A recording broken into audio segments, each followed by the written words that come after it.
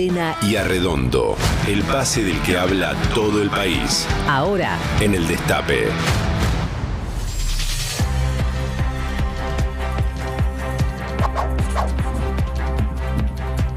Buen día, ¿qué tal? ¿Cómo están? Estamos viviendo en la era de la posverdad. Esto es algo que ya se ha dicho mucho, se ha hablado mucho, pero no siempre terminamos de entender de qué estamos hablando cuando hablamos de la posverdad, que es una herramienta central para estos nuevos movimientos de ultraderecha que están avanzando en todo el mundo. No es casualidad que en el año 2016, que fue el año en el que Donald Trump llega a la presidencia de Estados Unidos, el año de quiebre en esta historia que estamos viendo cómo se desarrolla delante de nuestros ojos, fue elegido por el diccionario de Oxford como la palabra del año, posverdad. Y la definió como las circunstancias en que los hechos objetivos influyen menos en la formación de la opinión pública que las referencias a emociones y creencias personales. Para decirlo en sencillo, la posverdad es más que una mentira, es más que una noticia falsa, sino que es un estado de las cosas donde la verdad empieza a perder peso contra el punto de vista y los prejuicios de cada uno de nosotros.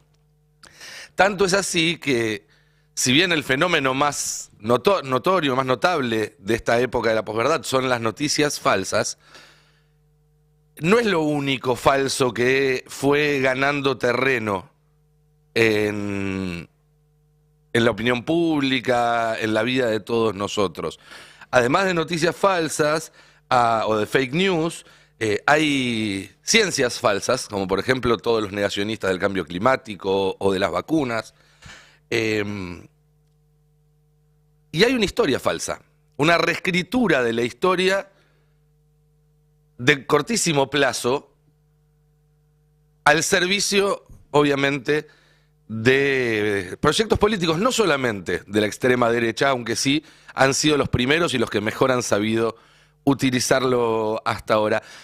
En las últimas 72 horas podemos ver en vivo un ejemplo de ese proceso, porque están reescribiendo adelante de nuestros ojos la historia reciente del país, más específicamente un momento crítico de la historia reciente de nuestro país, que es la presidencia de la Rúa, que al parecer ahora fue un gran estadista víctima de un golpe de Estado, una teoría que, si bien flotó por debajo de la superficie durante el último cuarto de siglo, bueno, Javier Milei hace 2 días en Córdoba, en la Fundación Mediterránea, nada más y nada menos, por todos los vínculos entre esa fundación y el gobierno de la Rúa, hizo oficial, trajo a la historia oficial de este gobierno esa versión. Vamos a escucharlo. También teníamos indicadores sociales que eran peores que los que había en diciembre del 2001, previa caída de la convertibilidad y el golpe de Estado impulsado por Duhalde y Alfonsín, que paradójicamente Alfonsín, digamos, lo muestran como el padre de la democracia, siendo que fue partidario de un golpe de Estado, pero que evidentemente especificarle la deuda a Clarín hizo mostrarlo como un héroe. Bien, ahí entonces vemos cómo Milei pone esta posverdad, esta relectura de la historia sobre la cancha, y rápidamente es recogida por otros actores que la refuerzan. Esa es una de las características de cómo se construyen estas interpretaciones falaces de la historia o de la actualidad. En este caso, recogido por una protagonista directa que tiene un interés claro en acogerse a esta versión de la historia, porque ella fue parte de ese proceso, fue victimaria y en esta nueva versión se convertiría en víctima. Hablamos de Patricia Bullrich, que salió rápidamente ayer a reforzar esta reescritura de la historia. Yo en la justicia planteé que había habido una conspiración donde habían participado los gremios, la Unión Industrial Argentina, había tenido colaboración de Alfonsín, que lo pueden corroborar muchos radicales que lo veían a Alfonsín, digamos, queriendo empujar al gobierno de la Rúa, y Duhalde, que también, digamos, trabajó para eso. Recuerdo una reunión donde estaba Moyano, donde estaba Barrio Nuevo, donde le dijeron al presidente de la Rúa: te vas ya, te vamos a sacar a patadas, comiendo en la Casa de Gobierno. Tanto fue así que yo me levanté y me fui, los mandé donde vos te podés imaginar. Bien, esta reescritura de la historia obviamente pasa por alto un montón de detalles, como el hecho de que el gobierno de la Rúa en diciembre de 2001 llevaba más de un año sin vicepresidente y sin una parte de la coalición que lo había llevado al gobierno, pero además que 2 meses antes había perdido unas elecciones donde el oficialismo solamente sacó el 22%. Unas semanas antes se había roto el apoyo de su propio partido, de la Unión Cívica Radical, que le sacó el respaldo en el Congreso, no por una conspiración, sino por la dinámica misma en la cual al gobierno se le iba escapando el control de los resortes de la política. Lo mismo pasó con un bloque peronista que fue muy colaborativo con el gobierno de la Rúa hasta pocos meses antes de diciembre del 2001, pero para esta reescritura de la historia también hace falta una tercera pata, que es la pata mediática, y que ayer recogió Eduardo Feynman, que en una entrevista con un diputado radical, bueno, planteó también su versión de los hechos. En el 2001, Ricardo Alfonsín detestaba en ese entonces Fernando de la Rúa. Había una interna monumental entre Fernando de la Rúa y Alfonsín Quería que de la Rúa se vaya del gobierno e hizo un acuerdo con Eduardo Duhalde para voltearlo. Esa información la tomo como una aseveración tuya. No, busque en libros. Por ejemplo, yo le recomiendo el libro de Seferino Reato. Cuenta exactamente lo que pasó. Entonces, ese fue un acuerdo. Fue un acuerdo entre Eduardo Duhalde y Raúl Alfonsín. Vos estás afirmando, vos coincidís con Milei de que es historia. Alfonsín... No, es historia. Es historia. Vos coincidís que fue un golpe de Estado el de Alfonsín, decilo y hacete Sí, lo digo. Yo no comparto esto. Perdón. Fue un golpe de Estado. Fue un golpe de Estado civil. Fue un movimiento. Bueno, es interesante lo que dice Feynman. Dice, andá a buscar los libros. Podemos ir a fuentes más directas que un libro escrito 10 o 15 años más tarde. Así como uno mira los diarios, la tapa de los diarios del 24 de marzo del 76 y entiende un poco cuál fue el juego político que llevó al golpe militar. Bueno, para el 2001, además de tapa de diario, teníamos archivo de televisión. Y por suerte en internet ese archivo se conserva. Veamos lo que decía el mismo Eduardo Feynman la noche del 19 de diciembre de 2001, supuestamente cuando este golpe de Estado del que habla ahora estaba teniendo curso. Mataron a 4 personas en la República hoy. A 4 personas mataron hoy. Hasta el momento 6. Se sumaron 2 más. Creo que De la Rúa quiere un poco al país. ¿Sabés que a De la Rúa hoy un colaborador le preguntó... Dar un paso al costado. Un colaborador le preguntó a De la Rúa hoy a la tarde... Presidente, ¿usted va a viajar mañana a Uruguay? Porque tiene el viaje a Uruguay. ¿Recuerda que tiene que viajar a Uruguay mañana y pasado? Por hoy y mañana. Bueno, si se complica no voy. Señores, perdón. Está en estos momentos renunciando Domingo Cavallo. Muy bien. Vale, Señores, pero supongo que irá preso directamente, ¿no? Bueno, esperemos. Señores, acaba... Bueno, si hubiera habido un golpe de Estado, estamos viendo cómplices, pero no hubo un golpe de Estado. No lo hubo. Ahora, ¿por qué está el gobierno acometiendo esta tarea de reescritura de la historia para decir que hubo un golpe de Estado? Tengo mi hipótesis. Creo que tiene que ver, por un lado, con poner al radicalismo y al peronismo, que son los enemigos que nuevamente elige Milei en estas semanas, porque va cambiando mucho, pero en estas semanas, en su relato, nuevamente son la casta, en el marco además de ruptura de esos partidos, para ponerles el mote de golpistas, porque al hacerlo, de alguna manera también justifica la represión que pueda haber después a las protestas o a cualquier tipo de acto que lleve adelante la política para tratar de ponerle un freno. Obviamente que está también el lavado de imagen de sus propios funcionarios, de Sturzenegger, de Patricia Bullrich, entre varios otros.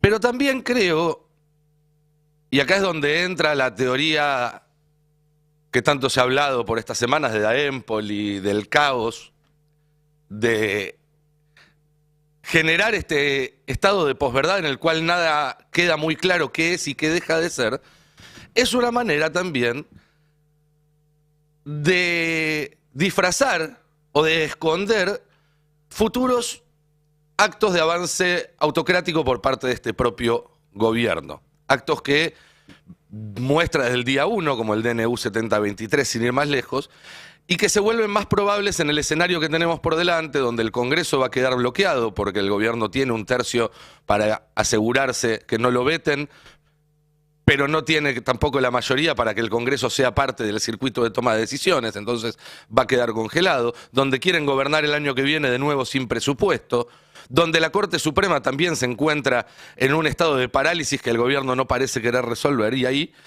el Ejecutivo se le abre un camino de gobierno menos democrático, y en esta confusión Milei puede avanzar sin encontrar tanta resistencia. Voy a terminar refiriéndome brevemente a lo que va a pasar el martes en Estados Unidos, las elecciones, donde es candidato y con muchas chances de ganar Donald Trump, que no solamente cuando perdió hace 4 años una elección intentó hacer un golpe de Estado, que sí lo fue, sino que al día de hoy, insisto, a pocas horas de que se vuelva a votar 4 años más tarde y de nuevo con chances, no reconoce los resultados de la última elección. Y eso ya no es una amenaza al sistema democrático en potencial, sino que es una herida al sistema democrático que está sangrando ahora y que, por supuesto, si gana Trump, puede empeorar. Porque ahí las líneas se van a volver mucho más difusas y ahí también Milei puede salir ganando. Lo que está en juego es muy, pero muy importante en estos días. Y por eso me parece que prestarle atención a cómo están reescribiendo la historia para de esa manera habilitarse una escritura del presente y del futuro antidemocrática, violenta, autocrática, es una de las cosas más importantes que están sucediendo en este momento y por eso no puede pasar desapercibido. Buen día, ¿qué tal? ¿Cómo están? Buen día. ¿Cómo vamos? ¿Qué tal, Nico? Dos aportes de época, digamos, como contemporáneo a la época y aparte porque la revisé para mi primer libro. Dos cuestiones. Había conspiraciones, por supuesto que las había, siempre las hay. En política hay conspiraciones todo el tiempo. Y había conspiraciones que pretendían modificar el rumbo de las cosas de un gobierno que estaba prácticamente a la deriva después de la renuncia de Chacho Álvarez, con una degradación de la representación política mucho mayor a la de ahora, mucho mayor. Veníamos del escándalo de la Banelco, el Senado en su conjunto estaba visto como una bolsa de ladrones. Veníamos de una elección de medio término donde había ganado algo que se denominó el voto bronca, por el cual se hizo campaña desde los medios del sistema, apalancados como siempre por los principales operadores económicos de la Argentina. Todo eso pasaba. Gobernar es administrar intereses, naturalmente, y todos los intereses, sobre todo cuando compiten entre sí, van a quien tiene esa responsabilidad de administración, que es el Poder Ejecutivo. En la Argentina seremos una república, habrá división de poderes, pero hasta la supremacía del Poder Judicial, que es un fenómeno de la última década, el Poder Ejecutivo tenía un rol bastante relevante en la administración de intereses. Después las corporaciones vieron al Poder Judicial una forma de suplantar al Poder Ejecutivo en muchas de las decisiones ejecutivas, ¿no? Se gobierna muchas veces a través de jueces de primera instancia. Pero eso es un fenómeno relativamente nuevo, post-2001, te diría. Hasta el 2001 el Poder Ejecutivo, la lapicera del presidente era muy importante para administrar intereses. ¿Esas conspiraciones implicaron un golpe de Estado? La verdad es que no, como decías vos, pero sí se pretendía, insisto, por distintas razones y por distintos intereses, que el gobierno cambiara de rumbo. ¿Había gente que imaginaba un gobierno de la Rúa sin de la Rúa? Por supuesto que sí, lo manifestaba Laje en esa mesa nocturna de Haddad, que fue muy relevante para el devenir de las cosas, ¿eh? Fue muy, muy relevante esa mesa nocturna, la conozco de primera mano. Yo trabajaba en un medio cuyo dueño era Daniel Haddad en ese momento. Así que conozco de primera mano cómo se operaba desde esa mesa y desde un sector del dispositivo de medios. Tengo algún matiz respecto a la intención de reescribir la historia con sentido golpista de aquel momento. no porque no le vea interés autocrático al gobierno, yo creo que el gobierno tiene una intención autocrática devenida de su debilidad institucional y quizá de la pulsión del propio presidente. Una y del clima de época. Y del clima de época, por eso una pulsión y un pragmatismo que confluirían ahí, una necesidad pragmática que confluirían. Pero creo también, y hay que escuchar lo que dijo Paolo Roca ayer en una reunión de la UIA, porque otra vez vuelven los mismos intereses de siempre a pulsear por su propio beneficio, que no es el beneficio de la mayoría. Ahí está muy claro que es un interés particular. Paolo Roca representa el interés particular de un industrial que necesita la protección del Estado para evitar la competencia, pero al mismo tiempo se llena la boca de libre mercado. Humo liberal. De humo liberal. Entonces, ayer, ¿qué dijo Paolo Roca en una reunión de la UIA? Ante industriales que obviamente lo aplaudieron, hay que abrir el cepo, para que puedan venir las inversiones. En eso no coincide todo el mundo, pero hay una línea de pensamiento muy poderosa que va en esa dirección, y hay que proteger a la industria evitando que venga la competencia china. Por supuesto, no tiene ninguna posibilidad Roca de competir en su empresa siderúrgica con la siderurgia china. No hay chance. Mucho más potente la China, hace el mismo producto, trabaja a otra escala, tiene menores costos. Entonces, empezamos a ver cómo determinadas posiciones de poder, muy gravitantes en algunos comunicadores y en parte del sistema de medios, empieza a tratar de imponerle su agenda a Milei. Porque empiezan a ver que otros sectores de poder le impusieron antes su agenda a Milei, por ejemplo, para la apertura económica, para la apertura de importaciones. Es una lucha que se ve desde el día 1 entre los por eso pasa siempre. Ahora, Roca es golpista porque le quiere imponer su agenda, la suya, personal, de su empresa. Nada de todo esto beneficia a las mayorías populares. Para eso tiene que haber otro sistema, hay que mirar a otros representantes políticos, digamos, que están en su cumple. Pero los que atienden su propia necesidad, obviamente que están cayendo con todo el peso que pueden sobre las decisiones del gobierno. Y son decisiones que lo hacen siempre y con todo el gobierno. Por eso, es golpista, pero Roca. Gobierno en particular lo que tiene es que, de alguna manera, se puede decir que compartimentó, que loteó entre distintos grupos de interés los lugares de tomas de decisiones. Sí. Y eso, sumado a que se armó muy rápido, a que no es una estructura orgánica que lleva años de construcción, ha hecho que las internas y las desavenencias en el gobierno fueran moneda común en estos 11 meses que lleva. Ya son casi 90 los funcionarios echados según el relevamiento que vamos actualizando todos los días y que sigue en las redes Pablo Salinas.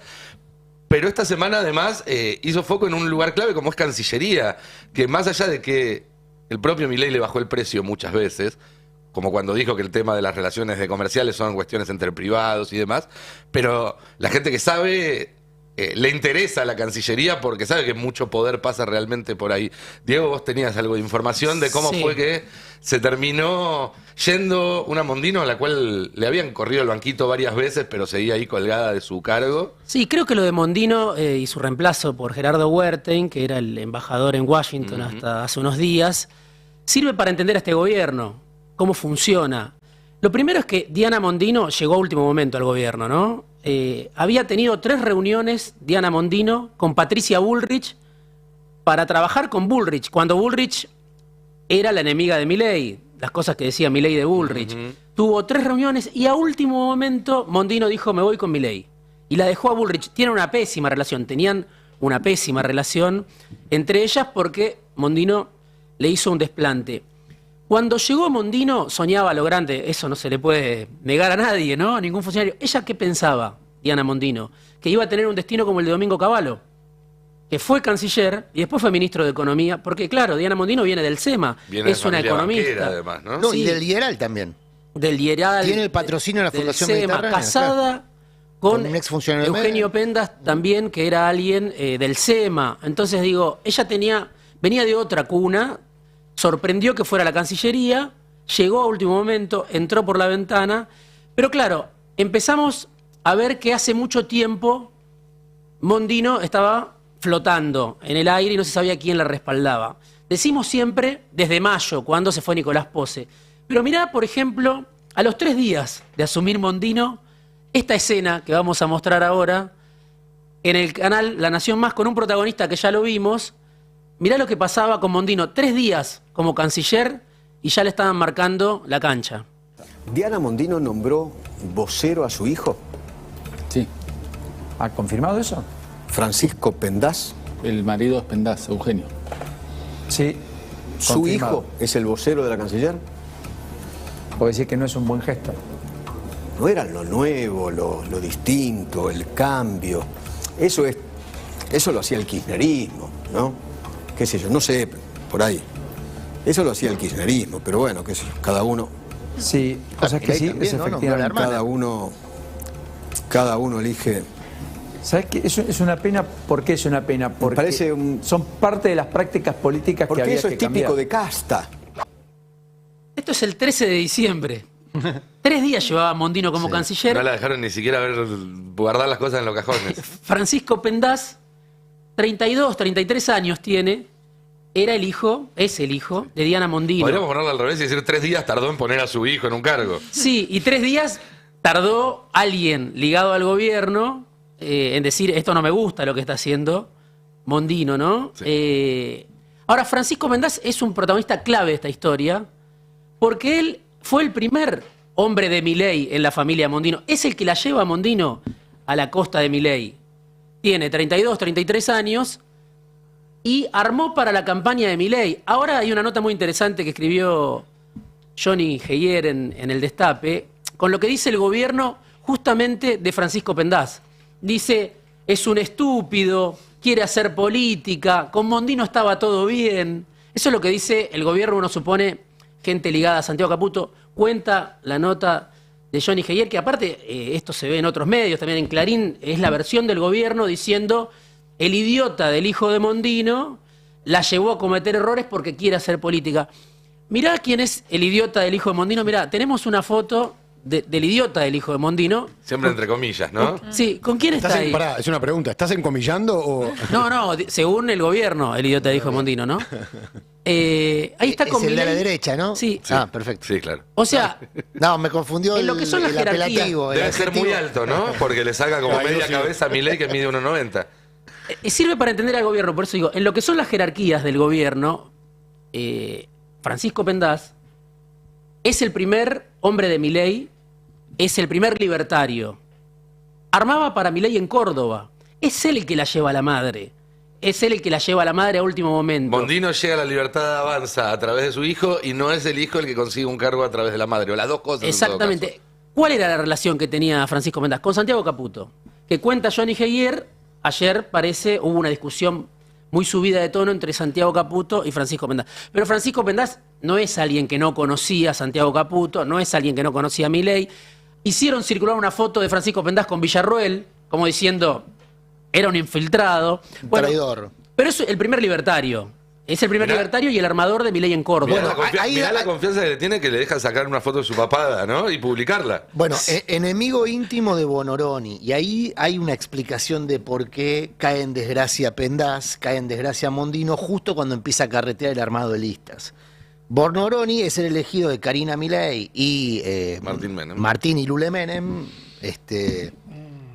Porque hay mucha gente que nombró familiares en este gobierno, no fue solamente Mondino. Digamos, no hay familiares por todos lados. Creo que Menem nombró a 4 en distintos dispositivos de gobierno. Pero bueno, ese es un dato muy relevante. Cómo empieza a influir la discusión de armado de listas, incluso en puestos públicos de relevancia, ni más ni menos que la Cancillería. Sí, claro. ¿No? Bonoroni es enemigo de Pendaz. Todo esto colabora a que se degrade la posibilidad electoral de la Libertad Avanza en Córdoba, que es un lugar donde la Libertad Avanza, si quiere comerse al PRO, tiene que ganar. O por lo menos tiene que sacar más votos que el PRO. Por eso, para entender el gobierno, hay que ver la salida de Mondino, porque claro, Mondino estaba colgada de un pincel, no sé, hace 6, 7 meses. Lo vimos Tenía mérito, había hecho mérito. Había hecho mérito, no manejaba la Cancillería. Claro. Por ejemplo, me decían, no nombró embajadores políticos, tenía la potestad de nombrar 25 embajadores políticos. No lo hizo. Nombró 7, uno era Scioli, se fue Scioli, no nombró a alguien en su reemplazo, no conocía la casa, no tenía Se aliados. enemistó con Karina, que eso es muy imprudente. Claro, y Karina Milei le intervino la Cancillería, muy temprano, ¿no? Como si hubiera una disputa interna entre Karina Milei y Santiago Caputo, porque Santiago Caputo fue el que la sostuvo a Mondino hasta ahora. Esto es lo que no se sabía, esto es lo que me cuentan. Se habla de, bueno, Mondino no entendió nunca nada y la trajo Pose. Bueno, parece que no, que la trajo el hijo y que la sostuvo Santiago Caputo hasta este momento, que era el que hablaba con Pendaz. Pendaz se fue, no era el vocero, pero seguía manejando la Cancillería, la relación con la Casa Rosada. Ahora les pregunto a ustedes todos, compañeros, compañeras, este estilo de despedir con degradación, digamos, no es solamente un despido, no es pedir la renuncia. A Mondino perfectamente se le podría haber inventado una renuncia por candidatura. De hecho, ayer, a posteriori, se trató de arreglar, salió Franco a decir que se le iba a buscar otro lugar en el gobierno. Claro, porque es una buena candidata en Córdoba, mide bien en Córdoba Mondino, y no le sobra nada. De reparar el daño. Que es una salida bastante habitual de la política, sacar a un funcionario que te querés sacar de encima, pero dándole... Mandarlo al Vaticano, por ejemplo. Bueno, eso sería... No digo en caso de Mondino. Eso sería, claro. Pero bueno, en el caso de la Libertad Avanza podría perfectamente haberla nominado como candidata a diputada en Córdoba. Ese estilo de degradación lo que busca que es disciplinar en la línea de lo que ayer dijo Adorni. Acá se hace lo que el presidente quiere, porque ayer Adorni fue muy explícito en eso. Y se supone que Adorni es el presidente, o sea, su función pública, la única por la cual nombró casi a 200 personas ya, es ser portavoz del presidente. ¿No? Eso es funcionalmente lo que le toca. Bueno, como portavoz del presidente dijo, acá se hace lo que el presidente quiere. Y una forma de garantizar eso y que no haya librepensadores, que no haya personas que atiendan sus propios intereses, es la degradación, porque la degradación puede disciplinar, pero también puede paralizar la gestión, ¿eh? Yo veo más el miedo a la degradación posterior, ¿no? Improvisación y poca capacidad y poca muñeca política, en todo caso. Sí, hace rato que se la querían cargar. Hoy hay una nota en Clarín que dice, el gobierno sabía, Santiago Caputo, toda su tropa virtual, toda la gente que opera en las redes sociales para Santiago Caputo, Karina Milei, todos sabían del voto a Cuba desde junio. Porque esto tiene que ver con la estrategia de Malvinas también, viene de la mano. Entonces, el gobierno estaba informado, dice Mondino, hoy en Clarín, yo había informado de que iba a votar a Cuba, en contra del embargo a Cuba, todo el mundo lo sabía. ¿Por qué la echan ahora? Bueno, ahí está la pregunta. Primero, Karina Milei le interviene, la Cancillería, con una funcionaria desconocida que no tenía cargo, que se llama Úrsula Basset. Hace 2 días le dieron un cargo, asesora ad honorem le había dado Mondino, quizá era un intento de decir, no me echen, hace 2 días. Y la otra intervención que le había hecho Karina Milei a Mondino, quizá en contra de Santiago Caputo, es Bettina Guardia de Bulgeroni, que es un personaje clave de la historia argentina, podemos decir, esposa de Alejandro Bulgeroni, los dueños de Pan American Energy, una de las empresas más importantes de la Argentina, con grandes inversiones en Vaca Muerta. Bueno, Bettina Guardia de Bulgeroni era la encargada de manejar marca País. Sí. O sea, le habían arrebatado un pedazo de Cancillería para dársela a la esposa de Bulgeroni. Ese era uno de los movimientos. Y el otro movimiento también lo vimos a Gerardo Wertheim en junio en el G7 en Bari, en Italia, oficiando el embajador en Washington de canciller paralelo a un viaje donde Mondino no fue invitada. Sí, o sea que esta operación lleva meses. Wertheim, Bulgeroni, estamos hablando de apellidos de los que se sientan a esa mesa en la que también se sienta Paolo Roca. Son los verdaderos dueños de la Argentina. Son los dueños, los nombres más pesados del capital argentino. Es importante entender esto, que este es un gobierno que reparte, no como otros gobiernos entre la política, sino que reparte entre el gran empresariado y que su garantía de gobernabilidad es el apoyo del gran empresariado. Por eso tiene la espalda para pelearse con toda la política como hace por momentos. Hoy tuvieron una gran noticia. ¿Se acuerdan que cuando discutíamos la ley bases hablamos del silencio positivo? Silencio positivo es cuando vos le pedís una autorización al Estado, si el Estado no te contesta, es no. Bueno, a partir de ahora, si el Estado no te contesta en determinado tiempo, es sí. Eso está en la ley bases y hoy lo reglamentaron. Hoy está en el boletín oficial qué trámites entran adentro de eso y qué trámites no entran adentro de eso. Son 23 páginas de trámites que sí entran adentro de todo esto. La explicación que da Sturzenegger, y de hecho hoy sale a celebrarlo, es: se terminaron las coimas. ¿Por qué?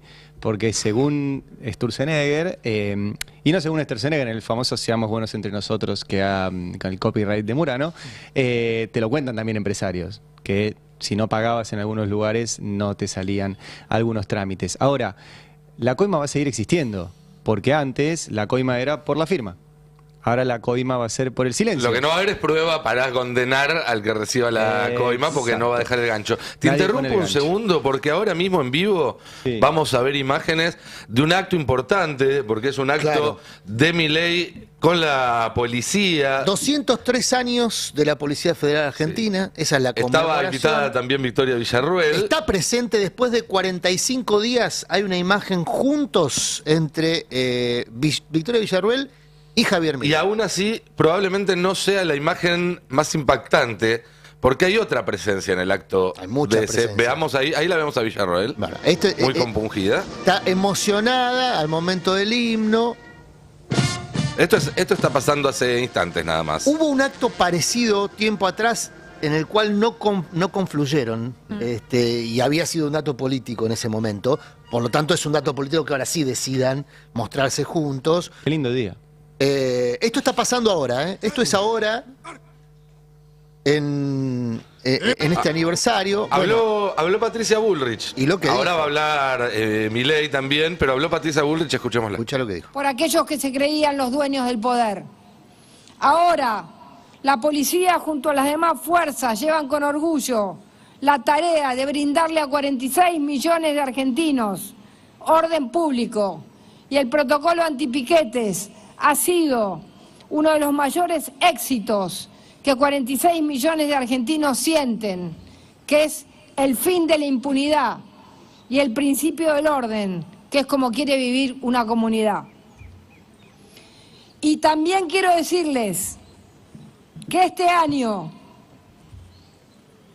si Dios quiere, nos faltan 2 meses, presidente, pero este año puede ser, como venimos, el año con más decomiso de cocaína de la historia argentina. Bueno, hay que ver si en esto cuentan el talco que le decomisaron a una persona que mantuvieron... Ahora en un rato nos lo va a contar Fero. Vienen muchos papelones en esta línea en la que saca Eso pecho. ahora en un rato nos lo va a contar Fero, pero además, antes de eso, hay una coincidencia, y vos, Fero, lo sabrás mejor, en el mundo que estudia la lucha contra el narcotráfico, que récord de decomiso significa récord de circulación. Que en general hay una relación directa entre lo que se decomisa y lo que está circulando. Cuando aumentan los decomisos es porque circula más, no porque se está captando un mayor porcentaje de lo que circula. Nunca dejó de aumentar la circulación y el consumo en los últimos 50 años. Nunca jamás. Los territorios de cultivo, el consumo de drogas ilegalizadas y la comercialización fue aumentando desde el día en que Nixon dijo... el enemigo público número 1 son las drogas. Es decir, esto evidencia una política de drogas completamente equivocada, fracasada en los últimos 5 décadas, de la que Bullrich se levanta bandera porque de alguna manera es vender humo, es correrle el foco de atención, pero no implica mayor cantidad de decomisos, una mejor lucha contra el narcotráfico. De hecho, si salimos de los números y buscamos cuáles son los narcos pesados detenidos tras estos decomisos, vamos a encontrar que en realidad, en general, son camioneros, pilotos de aviones, el narcomenudeo, no caen los grandes narcos. De hecho, Ehrlichman, los que han visto el caso Watergate, recordarán el nombre, fue uno de los que terminó involucrado. Contó muchos años después que la guerra contra las drogas era una excusa para hacer persecución política. Sí, no podían meter presos a los negros por ser negros y a los hippies que estaban en contra de la guerra de Vietnam por ser hippies. Entonces hicieron una campaña en los medios según la cual los negros tomaban todos cocaína y los hippies fumaban todos marihuana, Y ahí y se legalizaron esas dos drogas, y con esa excusa entraban en las reuniones, los perseguían, los metían presos. Che, te vuelvo al acto porque acá nuestro compañero Gino Viglianco, muy atento desde la redacción, me dice que había otra presencia en el acto muy significativa. Se lo ve ahí, justo arriba de Victoria Villarroel hay una mujer de las Fuerzas Armadas y arriba un señor. Tenista es, ¿no? Tenista. Ese señor es Mariano Borinsky, actual presidente de la Cámara Federal de Casación Penal, la máxima instancia penal del país, señor que en 12 días va a firmar una sentencia en la cual está involucrada Cristina Fernández de Kirchner, señor que se reunía y se reunió por lo menos 16 veces con Macri en la Quinta de Olivos cuando armaban estas causas, pero sobre todo señor que quiere ser jefe de los fiscales, que quiere ser procurador general de la Nación. Recién mencionabas a Johnny Aguirre, también publicó ayer o anteayer que cada vez circula más esa idea adentro de la Casa Rosada. Hay varios candidatos, uno es Juan Bautista Máiquez, el actual fiscal, jefe de fiscales de la Ciudad de Buenos Aires, ex funcionario de Macri y armador de la persecución judicial. Para buscar alguno que no estuviera metido en esa hay que buscar un jefe de fiscales uruguayo, ¿no? Porque los de acá están todos... No todos, pero varios, y muchos de los involucrados siguen en funciones. Como digo, Máiquez, Borinsky, son todos protagonistas. Hay un nombre de Caputo también, que es Sebastián Amerio. Claro, también, ese es el también con una historia. Ese es el real ministro de Justicia. El tema es que ¿quién va a ser el ministro de Justicia? Porque Cunio Liberada no es Amerio. ¿Y quién sería entonces? Bueno, pero bueno. No le sobra nada al gobierno. El dato de que está Borinsky ahí, primero no tiene nada que hacer ahí. La verdad, te van a decir no por la función institucional del presidente de Casación.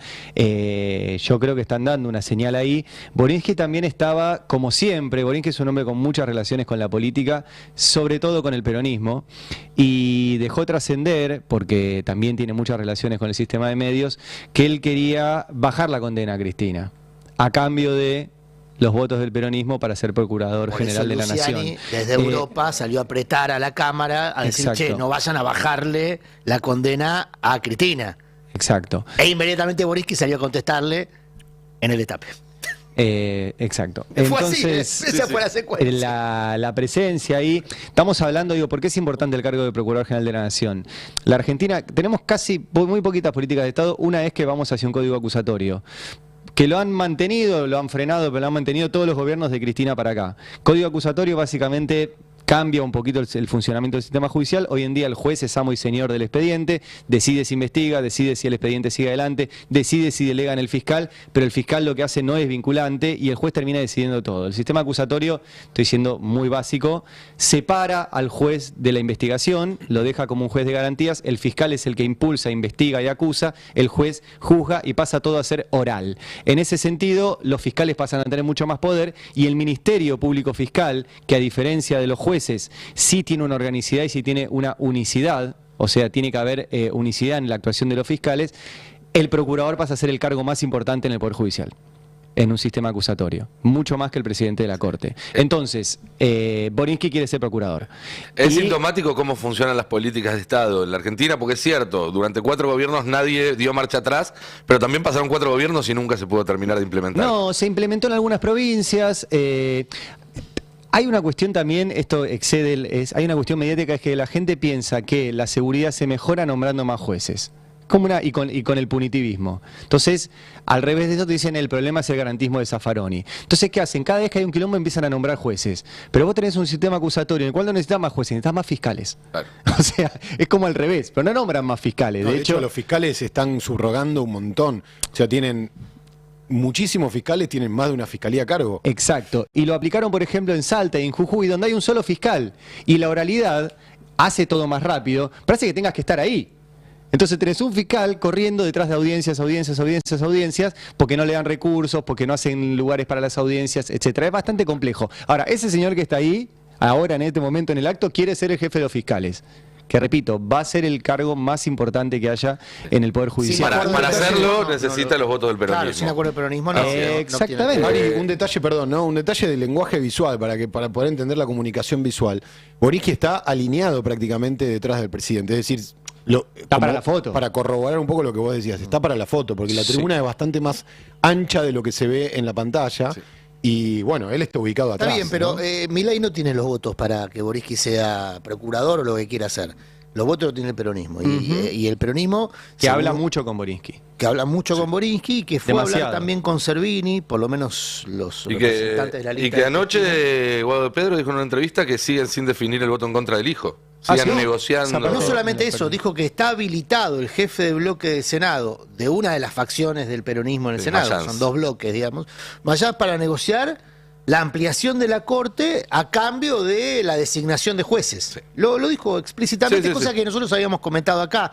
Y eso involucra a Borinsky. Y eventualmente puede involucrar la sentencia fijada para el 13. Que aclaremos algo, no es que no debería ser juez de la Corte, no debería ser juez. Lijo.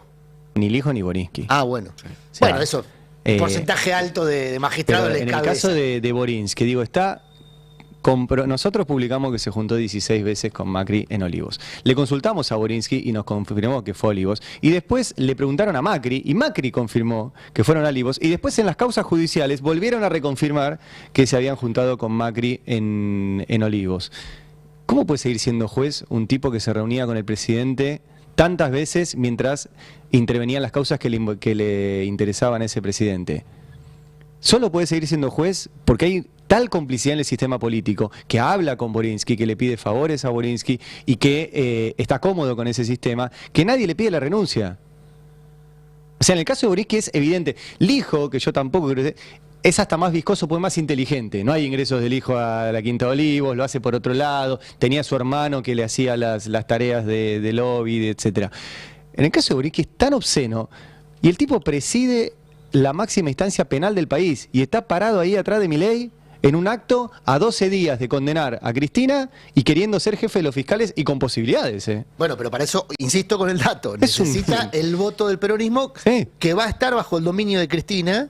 En pocas horas seguramente se hará la proclamación Presentó el libro oficial. hace poco Borinsky con Cunio Olivarona y Lorenzetti. Y Romina Mangel, ya que estamos. Pero digo, el dato de que... Puedo ir nada preso, de se esto llama el puede libro. ocurrir sin el peronismo. Deberías, amigo. Ari, perdón, el dato político que nada de esto puede ocurrir sin el peronismo es muy relevante porque Cristina va a presidir el peronismo. Sí. Y el peronismo no es el radicalismo, donde puede haber distintas decisiones individuales de diputados radicales, incluso en contradicción con el presidente del partido, cosa que vimos con Lustó. Ojo con los bloques, ¿eh? Bueno, ojo que lo que pasa con pero los se puede llegar a fraccionar. Ojo con lo que Pero pasa se con puede los llegar a bloques. fraccionar.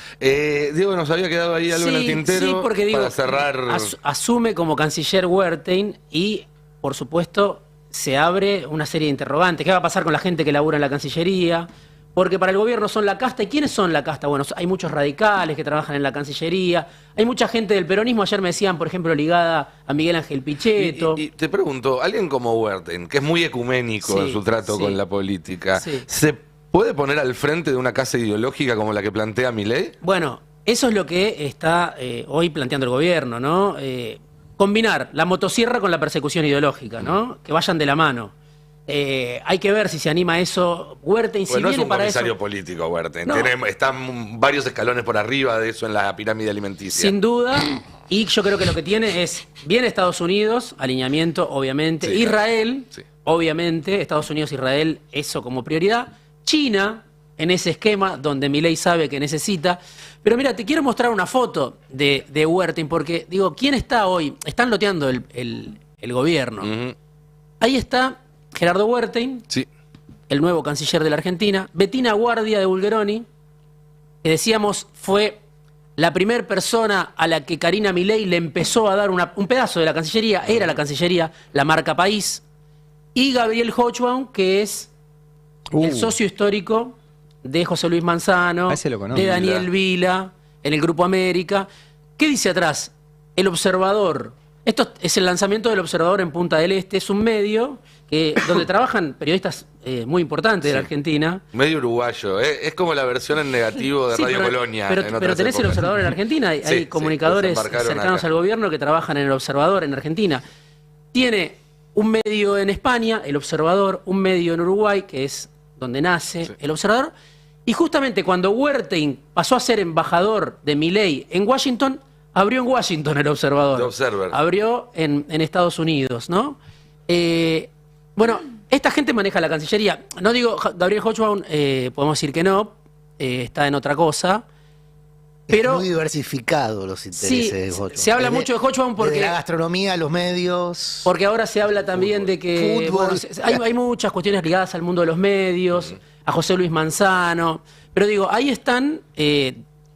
2 de 3 están en la Cancillería hoy. Milei le da a Gerardo Huerten, que consiguió el pliego en el Senado con el apoyo del peronismo, pese a que había dado domicilio fiscal a Uruguay para no pagar impuestos.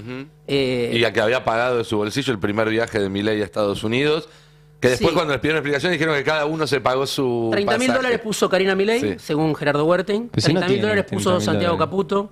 $30.000 puso Luis Caputo. Pero cada entonces uno de después su cuando hagan bolsillo. la declaración jurada no digan que tienen 4 palos en pesos, porque no cierra. Bueno, por eso, al principio hubo mucha polémica, porque antes de ser nombrado embajador, antes de que asumiera Milei, Huerten llevó en un avión privado al presidente de la Nación.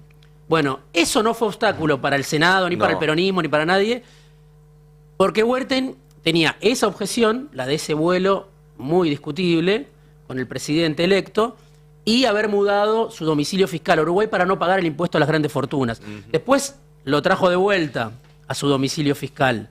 ¿Y pagó? ¿Qué quedó del Huerten cristinista, Jenú?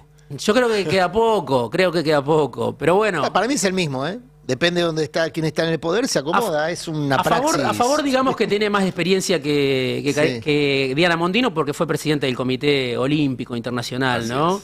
Ahí terminó de anudar su vínculo con Karina, cuando le consiguió esa entrada que el Comité Olímpico Internacional le había negado, porque no había espacio para todos, y Huerten se la consiguió. Un dato adicional, si hoy leen las crónicas o los perfiles de Huerten en los medios del sistema, en todo se aclara que está peleado con sus hermanos. Sí. Es una aclaración que solo le sirve a Huerten. Digamos. También su familia dice, no tenemos nada que ver con Huerten. Sus hermanos hace tiempo que vienen tratando de sacarse de encima a Gerardo.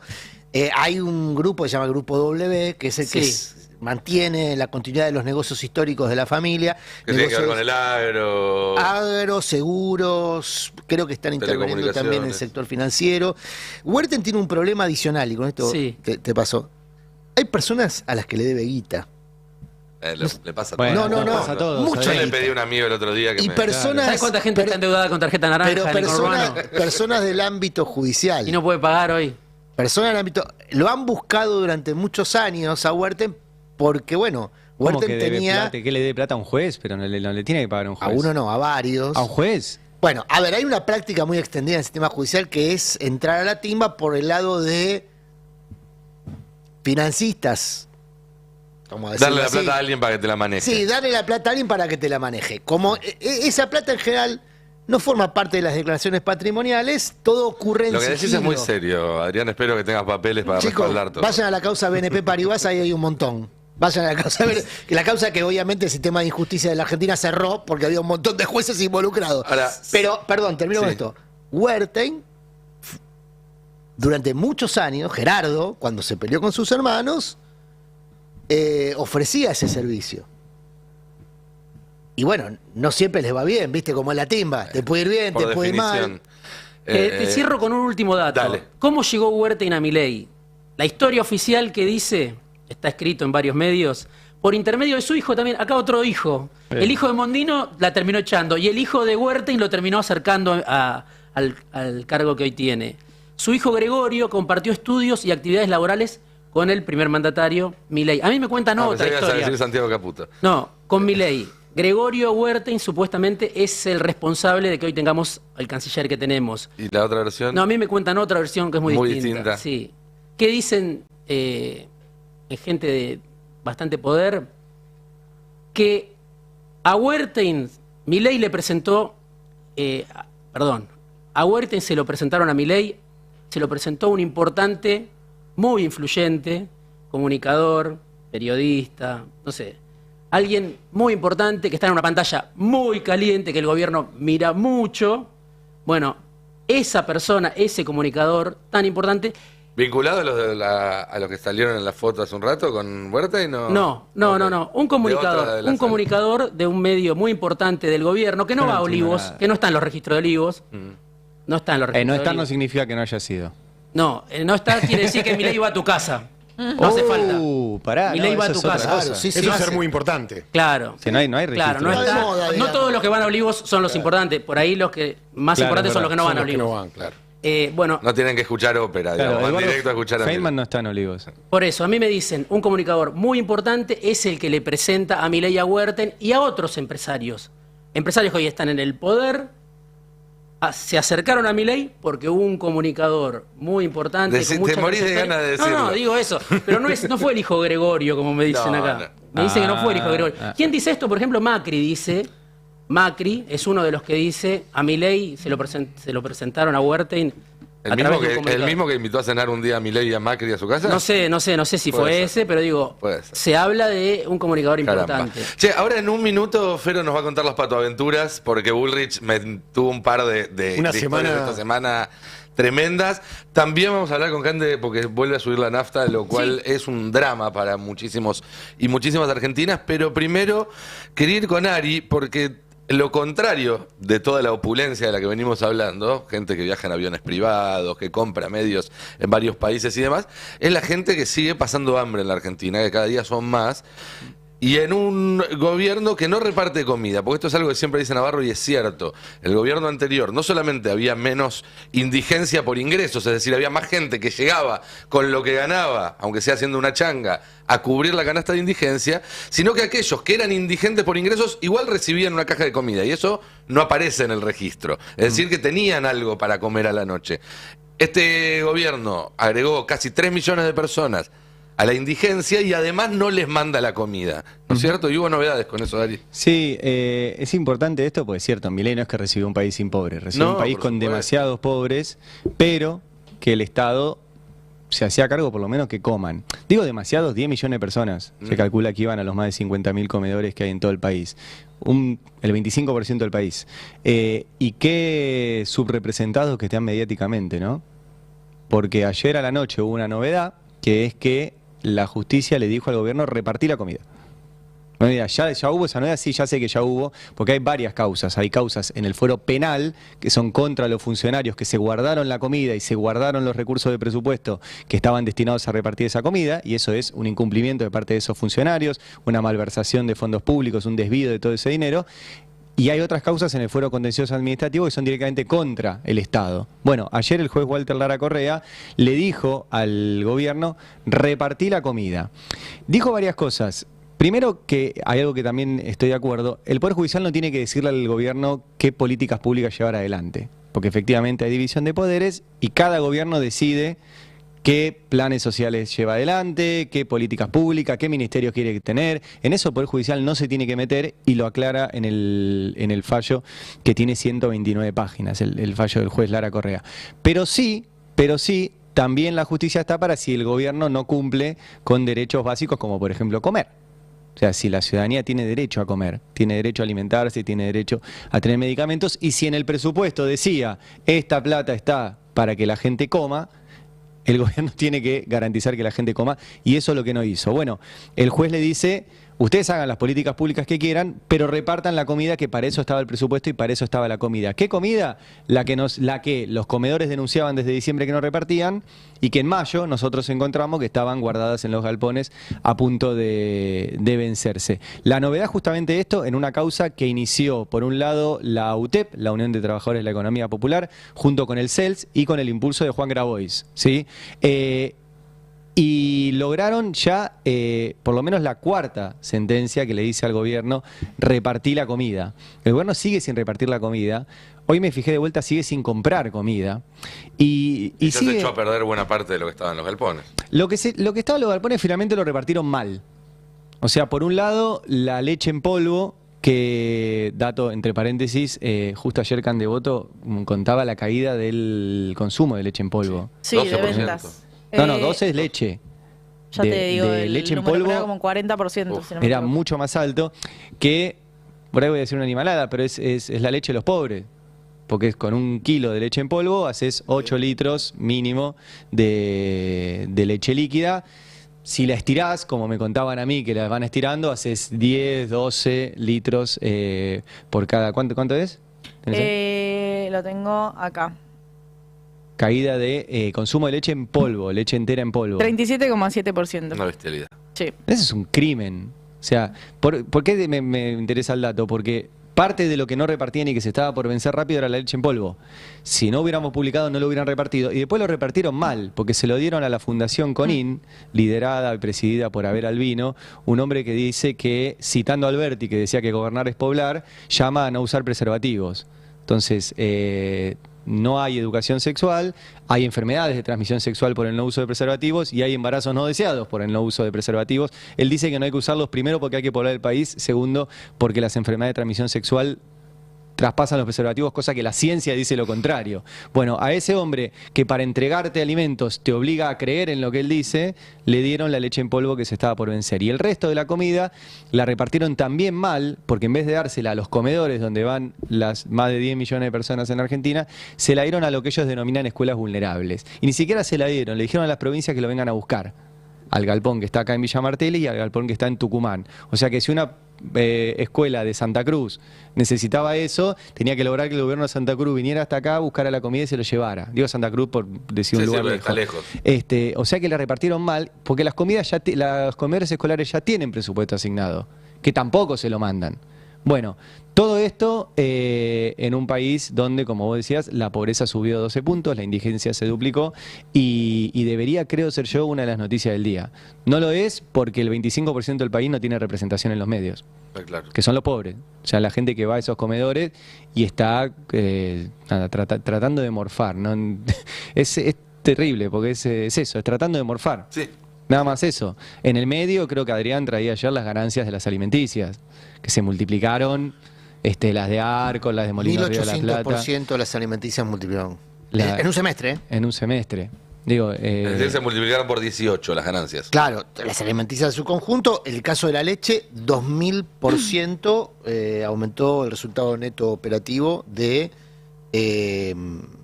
Bastelones. Vendiendo menos, o sea, venden menos y ganan más que antes. Está claro qué es lo que no funciona, ¿no? Que hay algo ahí que está roto, que es un sistema que no contempla a la gente. Pero a la vez está clara la dirección del gobierno. Yo creo que en eso son muy coherentes en siempre favorecer al mismo sector de un empresariado que ni siquiera es el empresariado en su conjunto, sino que es el empresariado más concentrado y haciendo especial énfasis en todas las actividades que se reorienten, que logren reorientarse hacia esa exportación. Y tiene que ver con lo que decías al principio en esta relectura del 2001, que para mí lo más grave que tiene en poner esto del golpe de Estado, que lo podemos unir también con el Día de la Policía y tal, es borrar y tratar de borrar de la historia la realidad de que el 2001 fue un estallido social, y el estallido social tenía que ver con necesidades materiales muy concretas, de jubilaciones que no llegaban a fin de mes, de gente que no llegaba a comer, y de todo un estallido que no podría haber tenido otro desenlace, y querer darle esa responsabilidad simplemente a actores o referentes políticos es menospreciar, si se quiere, esa lucha que fue una lucha popular de asambleas. Bueno, y hay que entender que un proceso similar puede tener un desenlace distinto. Sí. Exacto. Una cosa más que no quería dejar pasar, porque recién mencionaste que este gobierno ya despidió 83 funcionarios. A Sandra Petovelo, la responsable de todo esto, sigue ahí. ¿Está acá o está en Madrid? ¿Petovelo? Sí. No sé dónde Joder, está hoy. tío. No sé dónde está hoy. Hostia. Pero sigue Por ahí siendo. estaba muy estresada. Pero sigue siendo ¿Por qué te sorprende? Dentro de la lógica del gobierno, me parece que es un alfil bastante efectivo, digamos, ¿no? O sea, cumple con... Recontra. Por eso, digo, a mí no me sorprende que Petovelo siga en el gobierno, sino que al contrario, ¿no? Es como... Pero es impresionante, o sea, en un gobierno que descarta funcionarios hacia lo loco, que en este tema, que además creo yo fue el único tema que hasta lo sacudió un poquito al gobierno. Sí. Porque incluso sus propios votantes dicen, che, tenés la comida, repartila, no... Pero la clave está en lo que dijo Adorni, ¿eh? Petovelo no se corre un centímetro de la línea que marca Milei. Y acá el tema no es si repartís o no la comida, o si haces bien o mal tu trabajo, sino si te moves. Mondino hizo mal su trabajo, pero... ¿Cómo sale eyectada? Cuando se mueve un centímetro, o en este caso bastantes metros, de la línea del gobierno. Un océano. Pero es transparente, lo plantean en esos términos. Se va el que no está de acuerdo, se queda el que dice que sí a todo y se cuadra en una coordenada ideológica bastante precisa que marca que marca este gobierno. Es la lógica de un gobierno deshumano y en ese sentido Petovelo es la comandante de esa línea, ¿no? Justo ella que tiene un rol de contención. Creo que no tiene un terciario de humanidades, algo así. De licenciatura en familia. Bueno, No algo sigue así. yendo tanto. Creo que es un diplomado, Tengo más título yo. No sigue yendo tanto a la Quinta de Olivos. Se autopercibe como licenciatura. Ahora la que se queda a dormir en Olivos es Josefina Trombetta. ¿Chuyito? Yo descubrí que se llama así porque revisándolo, yo no sabía, no sé si ustedes sabían. Sí, sí. ¿Vos sabías? Bueno, porque se la conoció así cuando se quedaba en otra época también. Ah, ok. Bueno. No es la primera vez que aparece en el registro de Olivos, Josefina. ¿No es Amalia González? No es Amalia González, es Josefina Trombetta. Yo lo descubrí porque veía que una Josefina Trombetta se quedó a dormir. Claro, ¿quién es? En la Quinta de Olivos, pará. Y entonces googleé y ahí me. Che, me ¿puedo apareció. hacer dos aclaraciones sobre el tema Huerta? Hay mucha gente que escucha el pase, ¿eh? Sí, mucha gente está preguntando cosas. por Mucha WhatsApp. gente escucha el pase. Mucha gente preguntando Acá está prendido por fuego, WhatsApp. está. Bueno, Qué feo. tema Huerta. Aclaración 1, lo de la mesa de dinero, que otra vez, justo cada vez que algo involucra a Jorge Asís está el asisólogo presente. Sí, ¿qué tal? Necesitas. ¿Cómo va el libro? ¿Va bien? Muy bien, muy bien. Cuando quieran lo traigo, lo charlamos. Y por supuesto, Perfecto. sí. Necesitamos hacerle promoción cada tanto. Bien de viernes. Ya que estamos, decimos, se llama Turco, Claro. Vida, Obra y Secretos de Jorge Asís. Bueno, Escrito por Feroz Soriano Y Pablo por Perentúa. entre la Perentúa. obra de Jorge Asís Muy bien. hubo un tuit hace un tiempo en el que se había difundido un escándalo que en ese momento involucró a la familia Huerten por una supuesta mesa de dinero que se había levantado de manera imprevista año 2021-22, no, 2020, dejando un tendal, ¿no? Una mesa de dinero, operaba una financiera de la City que operaba con fondos no declarados. Eso lo tuiteó Asís en un momento de esplendor de Asís, digamos 2020, 2019. Eso generó mucho revuelo. Salió en su momento Adrián Huerten, que es quien quedó a cargo de los negocios después de la venta de Telecom, y dijo que el grupo familiar no tenía nada que ver con una mesa de dinero, con una financiera con problemas en Me la dicen City. que la relación de Adrián con Gerardo es pésima. A partir de ese episodio.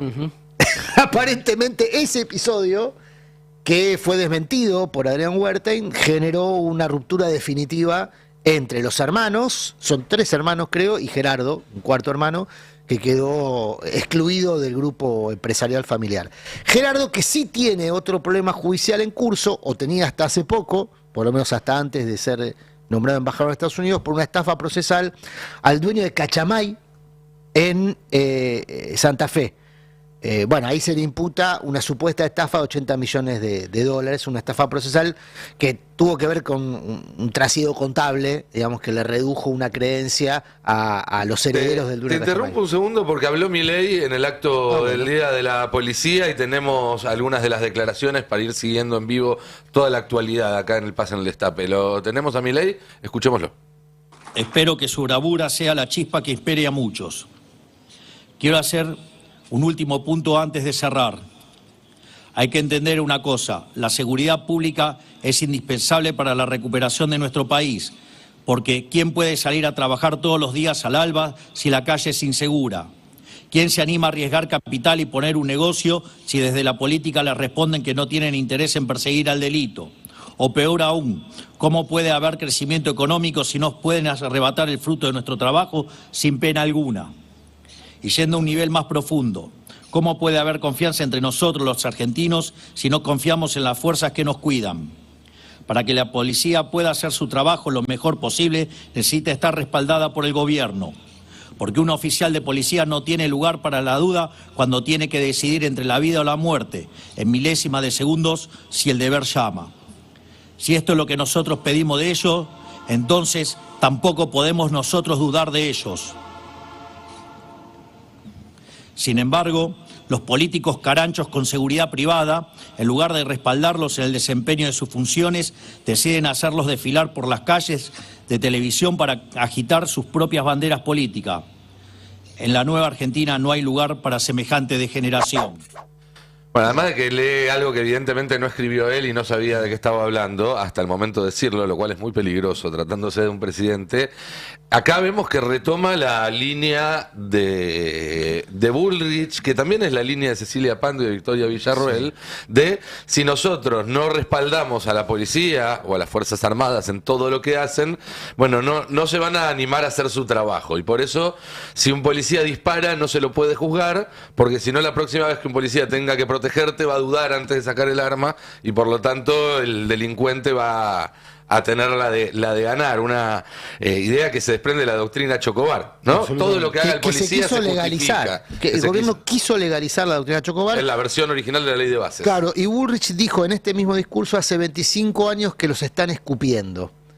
Y nosotros venimos a reivindicar. Sí, de nuevo el riesgo de la deriva autocrática que siempre está respaldada en un aparato de represión que tiene que sentirse más propio del gobierno que del Estado, más propio de sentir una gratitud hacia la ministra, hacia el presidente y no hacia la institución que es quien le da el arma y la responsabilidad de usarla. Evidentemente quien le va a pedir también que viole las normas.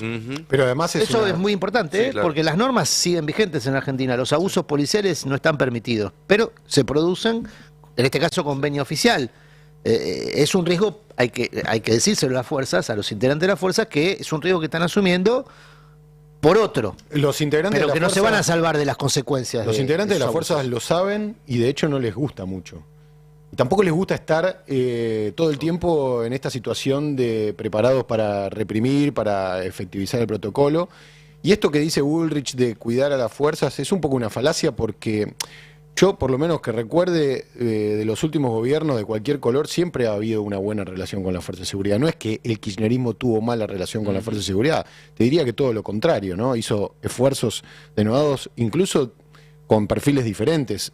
De Aníbal a Bernie, pasando por Frederick, todos tuvieron muy buena relación con las fuerzas. De hecho, Sabina Frederick, muy cuestionada por algunos sectores, es una mujer que hizo básicamente su carrera de antropóloga social, gran parte de su carrera estudiando la relación con las fuerzas y vino a plantear una, entre comillas, reconciliación. Es decir, que esa dicotomía que plantea Bullrich es una más de sus jugadas para la tribuna, pero que en realidad por abajo de lo que dice, de lo que se viraliza, no pasa. ¿Vos pensás que la fuerza no confía en la doctrina Chocobar?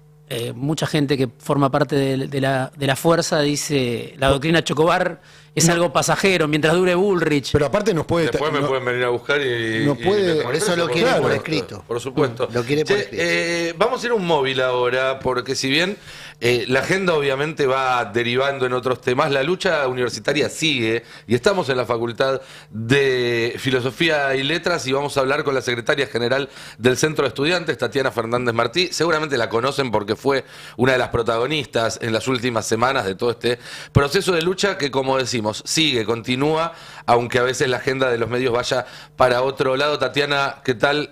Buen día, acá Nicolantos con toda la mesa del pase del Destape. Los vemos ahí con actividades en la calle. Contanos cómo sigue este plan de lucha. Bueno, acá estamos en la Facultad de Filosofía y Letras, en el día 19 de la toma de la facultad. Seguimos con las clases públicas y hoy preparamos un gran corte en el Obelisco, es decir, sobre la 9 de julio y Corrientes, para después movilizar a la Plaza de Mayo y pasar por el local central de la CGT, porque acá lo que queremos es preparar un plan de lucha que vaya en escalada estas semanas, es decir, en un proceso en el cual obviamente estamos en una etapa de liberación del movimiento estudiantil y vamos a seguir la lucha con cortes de calle, con movilizaciones y tenemos la expectativa de preparar una tercera marcha federal universitaria y exigir un paro general el día 12 de noviembre. Agéndenselo, va a ser muy importante, porque recién escuchaba a Milei, ¿no? Hablando de otro tema, pero decía que, bueno, acá se roban el fruto del trabajo. El que se roba el fruto del trabajo es Milei. Estamos en el día 1 de noviembre, pero para los estudiantes y para los docentes es 32 de octubre, porque no nos aguanta más el salario, no tenemos un peso, y acá hay un gobierno que quiere ir por todo. Digo, no puede ser que es el 19 día de la toma de la facultad y no da ningún tipo de respuesta.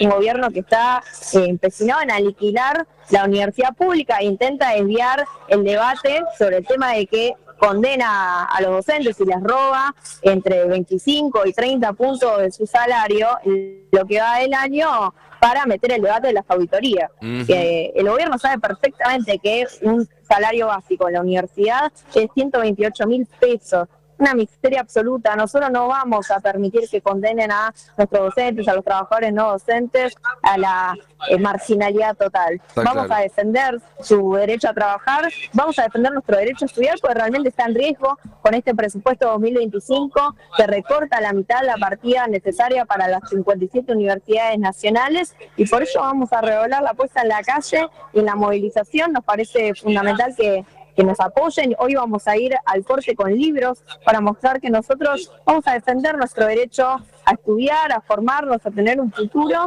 y le venimos a decir esto en concreto a Milei: el que roba a los trabajadores es Milei, no aumentando los salarios. Y, Tatiana, te hago una consulta, porque desde el gobierno la postura, y eso es lo novedoso de esta lucha, es que en vez de tratar de negociar para evitar las medidas de fuerza, están en un plan: tomen las facultades, dejen las tomadas, a nosotros no nos interesa que funcionen, desgástense. ¿Cómo se hace para plantear un plan de lucha contra un gobierno que pareciera estar utilizando el paso del tiempo a su favor, o que pretende utilizar el paso del tiempo a su favor, algo sumamente inusual en estos conflictos donde el desgaste muchas veces está más del lado de las autoridades? No, por supuesto. Nosotros evaluamos esa situación, por eso a partir de mañana no va a haber ninguna facultad tomada. Hoy se levanta la toma de filo con la movilización hacia el obelisco, planteando una continuidad. No es decir, ahora entramos en una etapa de liberación porque vemos que el gobierno se la quiere jugar a un desgaste. Nosotros, por el contrario, vamos a decir que la lucha tiene que continuar claramente en la calle, con la perspectiva también, por esto decía, de que las centrales sindicales no están haciendo un carajo, y somos más los estudiantes los que luchamos para defender la universidad pública que ellos, que deberían estar defendiendo a sus trabajadores, se pongan las pilas y convoquen a un paro general para defender la universidad pública, que hoy está en peligro. Ese es el llamado abiertamente que estamos haciendo, y necesitamos la solidaridad de todos los sectores, porque acá es evidente que el gobierno quiere aniquilar la universidad pública, es evidente, y esto está contando con una complicidad, evidentemente. Acá lo que vemos también es que las autoridades universitarias, incluso gremios de la burocracia sindical, como el gremio de FATUN, cerró una paritaria que es una vergüenza, o sea, que cerró con el gobierno que le aumenten a los trabajadores no docentes únicamente entre 180.000 y 100.000 pesos. O sea, el básico de un trabajador no docente de la universidad, que hoy está en 470.000 pesos, va a pasar a estar en 670.000 pesos. O sea, está muy por debajo de la canasta familiar, que hoy se ubica en 960.000 pesos. Acá estamos haciendo un llamado concreto a el conjunto de los trabajadores y los representantes en los sindicatos y demás, a que salgan a luchar con nosotros. Y acá nos ha descartado que dentro de todo el debate que va a haber sobre el presupuesto 2025, no está descartado que en 2 semanas se vuelva a realizar tomas en todos lados, porque no vamos a permitir ese presupuesto miserable mientras le siguen aumentando el presupuesto a la seguridad, siguen haciendo los shows con los helicópteros que pasaban por acá, el Día Nacional de las Fuerzas Armadas, de la Seguridad, aumentan para darle palos a los jubilados, pero no quieren destinar para darle pan a los docentes. Clarísimo. Es muy sencilla la política de este gobierno y la vamos a combatir hasta el final. Milei se tiene que ir, lo pide la gente en la calle y nosotros quiero retomar eso porque a mí me parece importante que se empiece a discutir en el movimiento popular, en la gente que hoy está cansada, que está harta, que no llega a fin de mes, que realmente ya no tiene plata para poder comer esta noche. Luchar para que Milei se vaya. Este gobierno estafó al conjunto de la población diciendo que iba a ajustar a la casta. Es un gobierno que, si va contra la educación y va contra la salud, es un gobierno que se tiene que ir. Clarísimo. Tatiana, muchas gracias por tu tiempo y por esta charla con el Destape. Gracias a ustedes por difundir nuestra lucha. Estamos en contacto permanente. Hablamos con Tatiana Fernández Martí, secretaria general del Centro de Estudiantes de Filosofía y Letra, para poner un poco el ojo en lo que está pasando, en esa realidad cotidiana que sigue siendo agotadora, que sigue siendo demandante y que sigue siendo cada día más difícil para los argentinos. Vamos a repasar algunos testimonios, algunas imágenes que se han ido viendo por estas horas. Arranquemos con el tape número 1, donde un reciclador... así como la marca de la crisis de 2001 fueron los cartoneros, bueno, empieza a verse nuevamente un repunte de ese tipo de actividades a los que acude a la gente cuando no tiene ninguna otra opción, y escuchemos lo que decía. ¿Estás viendo de tus compañeros, de otros recicladores? ¿Qué cosas te están contando de su situación? ¿Qué estás viendo? Yo lo que estoy viendo y lo que estoy sintiendo y lo que me vienen comentando los compañeros, vecinos, los comerciantes, un montón de gente, que yo siento que hay una angustia muy grande en el pueblo argentino en general, que estamos muy en una desesperanza, que no tenemos un objetivo muy claro, que es esto, no solamente los cartoneros, sino el obrero de la construcción, el vendedor ambulante, el que labura dentro de un mayorista en una empresa.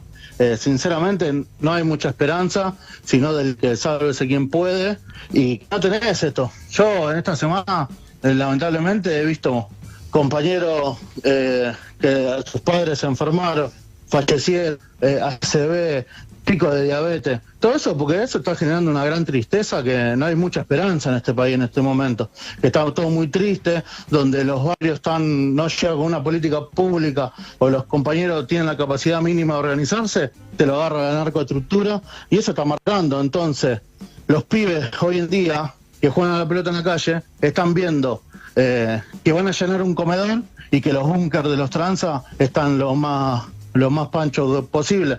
Entonces, esos pibes de 9, 10, 11, 12 años están entendiendo que hay una crisis muy fuerte y donde que tener una olla popular, un merendero, es malo porque te lo va a reventar la policía, y ser el soldado del tranza del barrio es bueno porque tenés poder, tenés plata.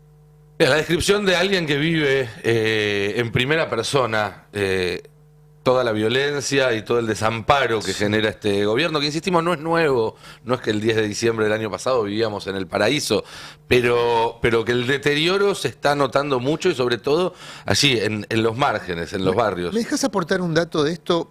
Y lo relaciono con lo que decía Tatiana del fraude. En Río Tercero hace 23 días que hay una campe en la petroquímica del ex Grupo Piero, una empresa privada que decidió cerrar la única petroquímica, la única fábrica de un producto que es un insumo base para la fabricación de colchones y otros productos que hay en Latinoamérica. Va a cerrar la fábrica, ya lo hizo, en realidad puso candado, emitió los telegramas de despido para importar desde China el producto. ¿Por qué? Bueno, porque va a aprovechar la apertura importadora, porque el gobierno los empoderó. Esa es la palabra que usan los trabajadores, porque en las sucesivas mesas de, entre comillas, negociaciones donde no hay ninguna negociación, la empresa dice, estamos habilitados por ley, estamos habilitados políticamente para echarlos a todos y transformarnos en importadores. Por supuesto que la Argentina y la región pierde una fábrica, pero Río Tercero pierde el corazón de su vida económica, al punto de que Río Tercero, después de la tragedia de Río Tercero, de la tragedia de la época de Menem, se transformó en el principal polo petroquímico de la provincia, el principal polo químico de la provincia. Las escuelas secundarias y el terciario que hay en Río Tercero son con orientación en la industria química. Es decir, que toda la ciudad, que es una ciudad pequeña pero importante de Córdoba, late en torno a esa fábrica que se cerró. Entonces ya le empezamos a poner dimensión humana a la tragedia. No es solamente las personas que se quedan sin laburo, el país que pierde una petroquímica, la región que pierde una fábrica, sino una ciudad que pierde razón de ser. ¿Cuánto sacó Milei en Río Tercero en las elecciones de noviembre, en el balotaje? 99%. 80%. Sí, claro. Entonces, lo que yo digo es... Lo veíamos también con el tren que dejó de ir a Pehuajó la semana pasada. Sin caer en la tentación de levantar el dedito, que es una tentación siempre muy atractiva, pero no conducente y no adecuada, va a haber que hacer mucho trabajo también de reconstrucción de confianza de aquellas personas que se pegaron un tiro en el pie y que es muy difícil reconocer que se hicieron daño, porque nadie reconoce, por lo menos a buenas y a primeras, que uno votó en contra de sus propios intereses, se hizo daño, se tiró un tiro en el pie, se pegó un mazazo en la cabeza, usen la figura que quieran.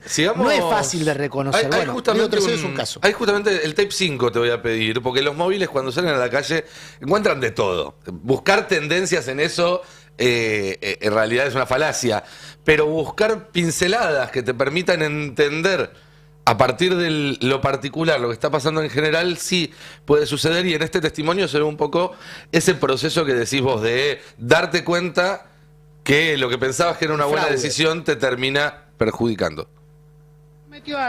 Prometió una buena economía para todo el pueblo argentino.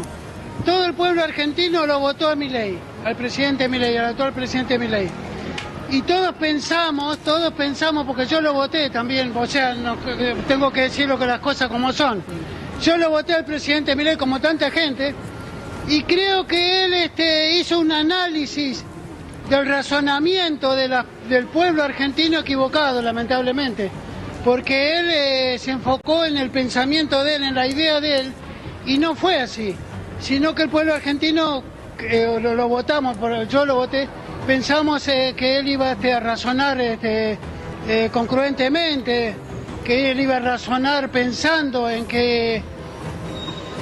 ¿Qué esperabas que hiciera?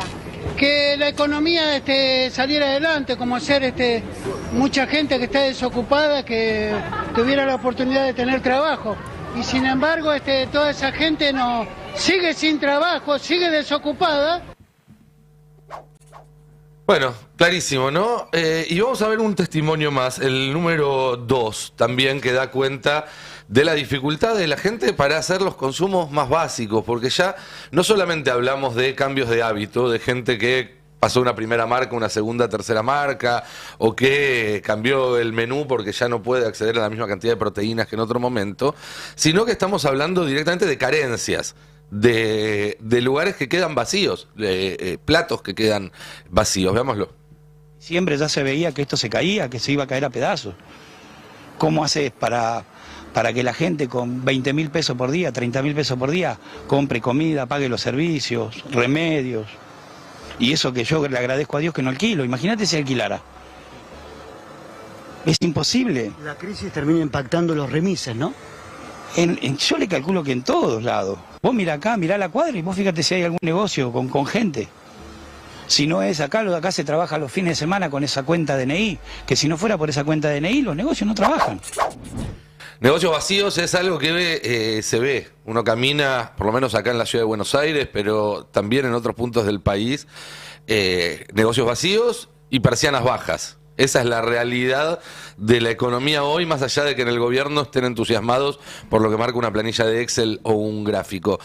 Y en este contexto, y quiero hacer un comentario muy breve sobre esto, porque no es lo más importante, pero tampoco se puede dejar pasar todo, hay sectores de la oposición o de quien se esperaba una postura opositora que parecen más interesados en dar peleitas que no ayudan absolutamente en nada a cambiar esta realidad, que efectivamente en cumplir con el mandato opositor que se le dio. Ari más temprano hizo un repaso muy detallado de cómo en las últimas 48 horas recrudecieron los ataques contra el gobernador Axel Kicillof por parte de la Cámpora. No vamos a volver sobre eso. Búsquenlo en todo caso, está muy bueno. Un rato después de las 9 o antes de las 9 lo hizo Ari en Habrá Consecuencias. Pero sí no puedo dejar pasar en ese marco el tuit que hizo ayer el intendente de Lanús, porque involucró al destape. Porque involucró directamente a quienes todos los días venimos acá. En mi caso, en nuestro caso ponemos la cara, pero muchos otros escriben las notas, hacen el trabajo de producción. Y la verdad es que lo hizo en los mismos términos que lo hace Milei, diciendo que detrás de nuestro trabajo hay órdenes políticas que están de alguna manera direccionadas por la pauta, el sobre o como quieran decirle. Ahí vemos el tuit de Julián Álvarez, porque esto empezó con que acusó al gobierno de Axel Kicillof de no estar haciendo obras en Lanús.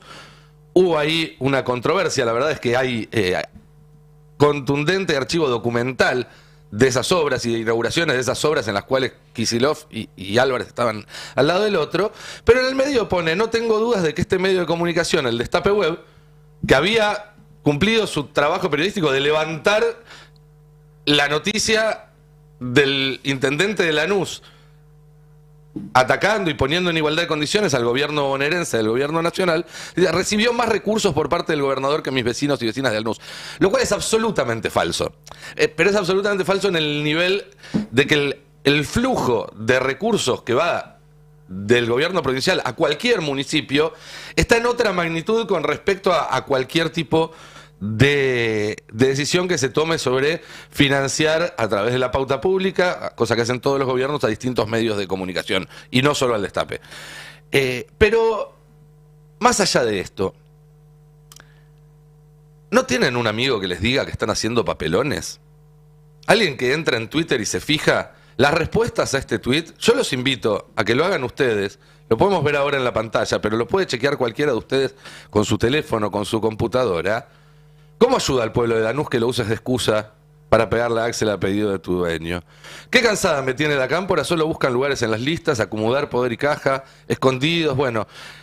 Así uno tras otro, hay más mensajes. Ganaste la elección en Lanús por la gestión del gobernador, la cámpora pianta votos, no tienen chances, ¿cuándo lo van a entender? No es un recorte que estamos haciendo nosotros, esto es así, los invito a que vayan ustedes a verlo, a buscarlo en la cuenta de Twitter del intendente Álvarez. Si no es el recorte presupuestario, las provincias más altas de la historia pegan el palo y vos, en vez de quejarte del gobierno nacional, te quejás del provincial, uno atrás de otro, atrás de otro, atrás de otro, atrás de otro. Y toda esta gente que estoy segura de que votó a Cristina cada vez que Cristina se presentó, de que votó a los candidatos que Cristina presentó en su lugar cuando ella no fue candidata. Acá no hay trolls, acá no hay...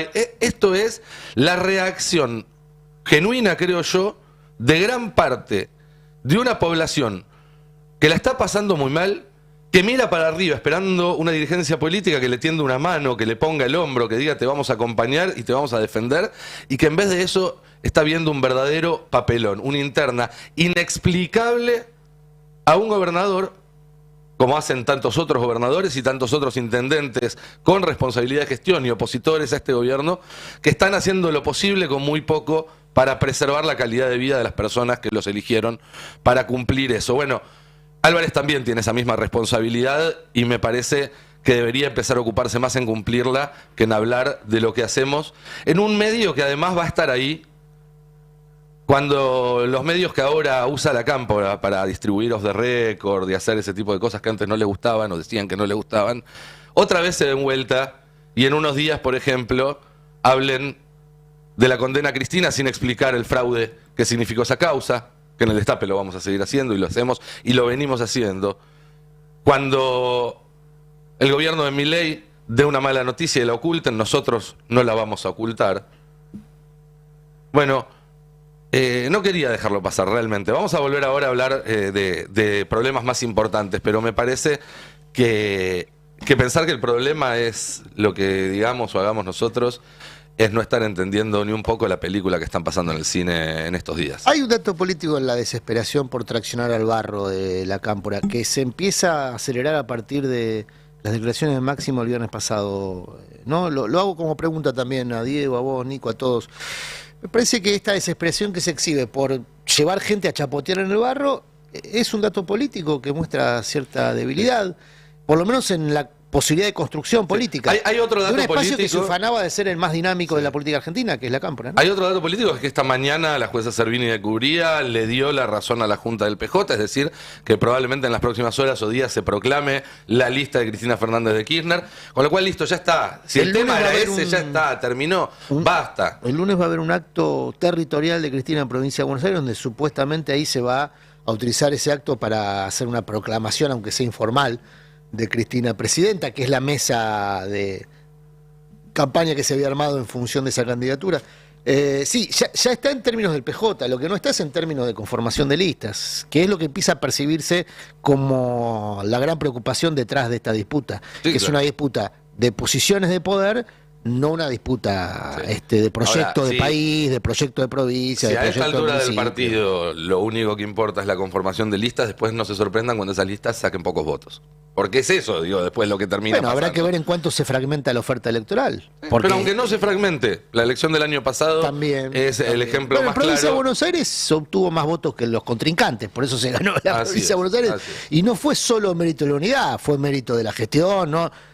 Hay distintas interpretaciones que se hacen en función del beneficio propio, ¿no? Entonces hay quien dice, Máximo dice, bueno, ganamos en provincia porque la estrategia del PJ bonaerense que conduce Máximo fue la adecuada. Mantuvimos unido el espacio electoral, el espacio político, la propuesta electoral, y por eso se ganó. Bueno, naturalmente, si el gobierno de Axel Kicillof hubiese sido un desastre, como fue el de Vidal perdió por 40 puntos, Sí, digamos, claro. ¿no? La unidad de la oferta no garantiza como nada. perdieron tantos gobiernos provinciales que eran gobernados provincias que eran gobernadas por el peronismo el año pasado y que hoy La en día unidad están de la en manos de, oferta de otras fuerzas No es políticas. garantía de nada. Por supuesto, sí, es un piso, porque si vos fragmentás la propuesta en una elección legislativa, naturalmente se va a fragmentar el voto. Sí, igual esas son discusiones tácticas y creo que el gran problema es que se piensa demasiado en la chiquita, en la táctica y poco en el largo plazo. Hablando de la chiquita, todos los meses cambiamos la hoja del calendario y nos preguntamos qué va a aumentar este mes. Y noviembre no es la excepción. Uno mira que la inflación da 3%, 3 y piquito y todo eso, pero después vos vas a ver lo que son las facturas y ves otra cosa, vas al supermercado y ves otra cosa, y ahora vuelve a aumentar la nafta. Sí, de hecho octubre fue un mes donde se congelaron varios aumentos, no hubo aumento de las tarifas que sí iba a haber en noviembre, y por eso ese número que salga de inflación de octubre, que va a estar cercano al 3%, aunque el gobierno se ilusiona mucho con que empiece con 2%, probablemente mantenga esa estabilidad para noviembre. Pero más allá de eso, hay algo llamativo, no porque sea lo normal que aumente la nafta todos los meses, sino porque el mes pasado fue un mes donde se había bajado el precio de la nafta, había bajado un 1%, se vieron los festejos en las redes sociales y demás. Y actualicé un meme que había circulado mucho el mes anterior. No tengo mi hojita, así que no sé qué número de placa es. Que este era el meme que hacía alusión en relación a el aumento de la nafta, que ya viene aumentando más del 300% en el año, y el mes pasado, cuando había descendido un 1% por la variación del precio del petróleo a nivel internacional, bueno, era un poco el meme que si quieren tenemos la placa verdadera, la placa de evolución del precio de la nafta, que van a ver que es bastante similar a la del meme, que es la placa 1, que era como, bueno, ven el salto que pega la nafta, más que nada porque lo que se hizo, la política, lo que hizo fue ir tendiendo el precio interno hacia el precio internacional en el medio de haber hecho una devaluación muy profunda en diciembre, entonces obviamente saltó el precio de los combustibles en la Argentina. Este es un gráfico del CEPA que quienes no están viendo ven una línea que tiene una tendencia ascendente desde antes, pero que a partir de diciembre de 2021 pega un salto para arriba. Cuando vemos salarios, vemos jubilaciones, decimos salto al abismo, acá es lo contrario, ¿no? Como que crece como pedo de uso, podría decir Milei. Entonces tomamos el esfuerzo de actualizar ese meme libertario en la placa 3 y tenemos, ahora sí, ahora ya está actualizado, que es la caída de ese 1% y ahora el aumento del 3%, y lo que va a seguir sucediendo en los próximos meses. Obviamente que el precio de la nafta va a tener que ver cada vez más con el precio internacional del petróleo, que tiene otras variables que lo pueden explicar en un mundo cada vez más conflictivo, pero también se relaciona obviamente con el precio del dólar. Mientras puedan ir manteniendo esta tablita cambiaria, bueno, probablemente puedan también hacer esta política bastante heterodoxa en términos económicos de controlar los aumentos para que el IPC les dé ese sendero descendente y puedan mantener esta expectativa de inflación a la baja, por más que tenga esos pisos más bien pegajosos del 2,5, 3,5%. Bien, entonces tenemos este aumento de la nafta y para la semana que viene irán cayendo también otros. Tenemos una placa si quieren compartir. Ah, bueno. Mira, una placa con todos los aumentos de noviembre, míralas ahí. ¿Es la placa número 1, compañeros? Sí, se viene el aumento más que nada en las tarifas también, que era lo que no, se había congelado el mes anterior. Mira, agua 4%, esto todo lo convalidado, ¿no? Porque aparte son regulados muchos de ellos, ¿eh? Electricidad 2,5%, gas 2,7%, alquileres, bueno, está desregulado, es una estimación de mercado, 227%. Colegios del 4 al 4,5%, prepagas entre el 3,9 y 6,9, esto ya se han anunciado, muchos han recibido el mail con el anuncio del aumento. Combustibles, bueno, lo que decía, de 4 al 9, dependiendo del tipo de combustible, la región del país e incluso el barrio del área metropolitana, porque varía en función de zonas geográficas muy específicas. Televisión y telefonía 4%, bueno, taxi 50%, un sablazo muy importante ahí, a un medio de transporte que es muy utilizado sobre todo por personas con alguna imposibilidad motriz, circunstancial o permanente. Es como un castigo adicional, ¿no? No sé, vos no puedes movilizarte por un medio de transporte público porque, entre otras cosas, el transporte público no facilita la movilidad de las personas con alguna dificultad motriz, y vas y te cobran el 50% adicional de taxi. Taxi ya desde hoy. Desde hoy, sí, desde sí. Hoy. Todo esto aplica desde ahora, desde el principio de mes, desde hoy. Para mí algo muy interesante en el manejo de los precios regulados, sobre todo, que marca cómo el piso pegajoso de la inflación, porque ahora probablemente celebre y van a celebrar con bombos y platillos la inflación de octubre, pero octubre tuvo esta característica donde ellos definieron no aumentar las tarifas porque necesitaban mostrar este sendero descendente de la inflación. Ahora, los aumentos van a seguir sucediendo y los ordenan, digo, 2,5 en electricidad, 2,7 en gas, los ordenan para que justamente no presione mucho en el IPC, pero los tienen que ir haciendo mes a mes porque si no se van desactualizando y empiezan ese conflicto de intereses entre las áreas. Y el tema es interesante porque es una política muy, digo, yo no estoy en contra de que se gestione, justamente son servicios regulados y está perfecto que se defina desde la política pública, no hace mucho sentido a su marco teórico. El tema es la acumulación también, ¿eh? En algunos servicios, caso del agua, más del 300% aumento en un periodo. Lo escuchábamos ayer o antes de ayer en uno de estos móviles que mandaron a la gente que estaba haciendo fila para tomar el colectivo el día del paro de transporte, esperando que la gente puteara a los que paraban, y encontraron mucha gente, muchos que sí, pero mucha gente que no, que decía, bueno, los apoyo porque entiendo. Y había uno de los testimonios que era muy claro en ese sentido, decía, bueno, los precios dejaron de subir, ponele, pero sí es cierto que no tienen el ritmo que tenían en enero, en febrero. El tema es que los salarios quedaron muy lejos y están subiendo menos todavía que los precios. Entonces, si se inmoviliza esa foto, el gobierno te va a poder decir, miren, estabilizamos la economía, pero la calidad de vida de todos los argentinos en el medio perdió muchísimo. 289% aumentó en el semestre el agua, por encima del promedio de inflación del mismo periodo. Y en general los regulados todos están por encima del promedio de precios del periodo. Eso es lo que afecta el poder de compra de los salarios, porque los salarios destinan más, o los ingresos, porque hablar de salarios en un país con la mitad de la población laboral fuera ese es el tema, porque los salarios privados viven recuperando. En realidad están 3,3 debajo del promedio de inflación. Perdieron mucho menos los estatales, que son formales, pero públicos. No, están 20 puntos abajo. Estoy mirando un informe del Instituto Germán Abdala, por ejemplo, dice, los sectores privados recuperaron, están a los niveles de noviembre. El sector público está 20 puntos abajo. El tema es que este gobierno, aparte, precarizó el empleo, destruyó empleo, y se está entre el expulsó a la precariedad a muchos trabajadores. Entonces, cada vez es más la porción de la sociedad que queda por detrás. Por eso puedes comprar menos. Cuanto más tenés que designar de un ingreso paralizado o a la baja. Cuanto más gastos fijos tenés, menos te queda después cuando vas al supermercado, cuando querés hacer otra cosa. Ese es el plan de inanición. El plan de inanición es... Sí, la lógica de que venimos hablando mucho de un gobierno que busca aumentar la desigualdad, concentrar la riqueza en una sector... como uno puede, los que viajamos a algún país de Latinoamérica podemos ver, ¿no? Sí.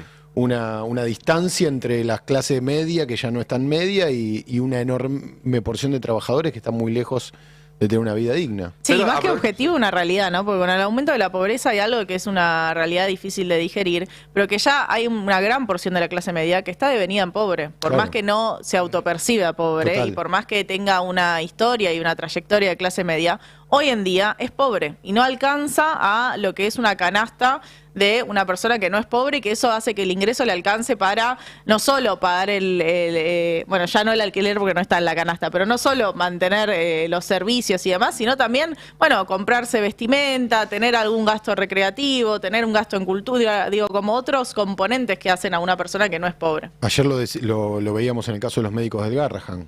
Médicos con experiencia, con título de médico, están apenas por encima de la canasta básica. Sí. Fero, contanos un poco de las patoaventuras, porque Bullrich levantó el perfil también porque la corrieron un poquitito, le habían abierto un lugar en la mesa, no en la más chica, no en el Triángulo de Hierro, pero sí en el segundo círculo, que le sirvió para romper el bloque radical, para traer a los 5 radicales peluca, y en algo que es un modus operandi de este gobierno, una vez que obtuvieron lo que querían, le dijeron gracias, Pato, y le cerraron esa puerta que le habían abierto, y ella respondió de alguna manera levantando un poco el perfil de su rol de ministra de Seguridad, que es el que ella sabe que le rinden las encuestas, pero se mandó un par de cagadas. Se mandó un par de cagadas, ¿cómo era? ¿Pato criollo? Pato, claro. Bueno. Sí. Cada paso una cagada. Bueno, un poco eso, el trabajo de Bullrich además es un poco arrastrar la marca muchas veces, ¿no? Y esto que estamos diciendo, una situación económica lamentable, bueno, aparece Patricia Bullrich para generar otro tipo de debates. Ayer apareció con el ministro de Defensa Petri y con Adorni, el vocero presidencial, y en el tape 1 vamos a escuchar lo que dijo y lo que anunció, y después te cuento la trastienda de todo esto. En primer lugar, no ha habido detenidos, perdón Manuel, pero no ha habido detenidos. Hay algunos indicios que la fuerza investigadora, que es la Gendarmería, conjuntamente con el fiscal, que se presentó ayer a la noche, el fiscal Kishimoto de la ciudad de Rosario, fiscal federal, comienza la investigación sobre a qué banda iba esta droga, y se está buscando en zona a las personas que viajaban, que en el momento en el que se ve aterrizar el avión, se ve que hay 2 camionetas que estaban a la espera, es decir, que se ve que habían llegado y aterrizan en el medio de un campo. La Gendarmería, al estar a 20 kilómetros, llega 20 minutos después, logra el avión, la droga, y ahora está en la búsqueda de las personas. Estaba hablando, no cierra. Sí, es rarísimo, 20 kilómetros, 20 minutos. Si la desgrabás y la lees, te es un quilombo bárbaro, no entendés nada.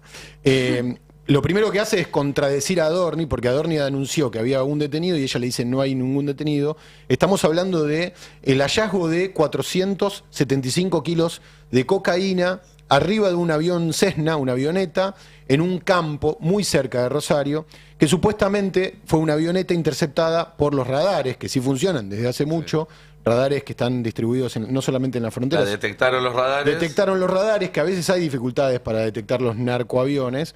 Los detectaron, aparentemente la Fuerza Aérea los invitó, entre comillas, a suspender ese vuelo. Y ahí dieron aviso a Gendarmería. Pará, ¿y justo los interceptaron en el lugar donde había un par de camionetas? Qué mala suerte que tuvieron. Justo los interceptaron donde los estaban esperando las camionetas. Y justo cuando llega Gendarmería, que hace 20 kilómetros en 20 minutos, no había nadie. Agarrame que los allano. Se encuentran con un avión lleno de merca, es decir, con 475 kilos de cocaína y con 9 bidones de combustible. Es decir, esos 9 bidones de combustible podrían haber sido para llevar esa cocaína a otro lado o para la vuelta del avión. Yo ayer justo hablé con un especialista, una persona que en otro gobierno tuvo mucha injerencia en la seguridad nacional, y me decía, para mí eso es droga enfriada, cocaína enfriada. ¿Qué quiere decir enfriada? Bueno, la estaban guardando ahí para después salir a distribuirla, etcétera. Lo curioso de este anuncio que tanto Bullrich como Petri y Adorni, y tenemos un tuit que podemos ir viendo de fondo, el de la placa 4, festejaron como el decomiso más grande de la historia. Ahí está, mirá, los tres con cara de los tres con cara de felicidad. Adorni, Bullrich y Petri celebraron el operativo de interceptación aérea más importante de la historia argentina. Bueno, no es tan así, pero no importa. Ellos lo venden como eso. Lo curioso es que la no. historia argentina. Sí.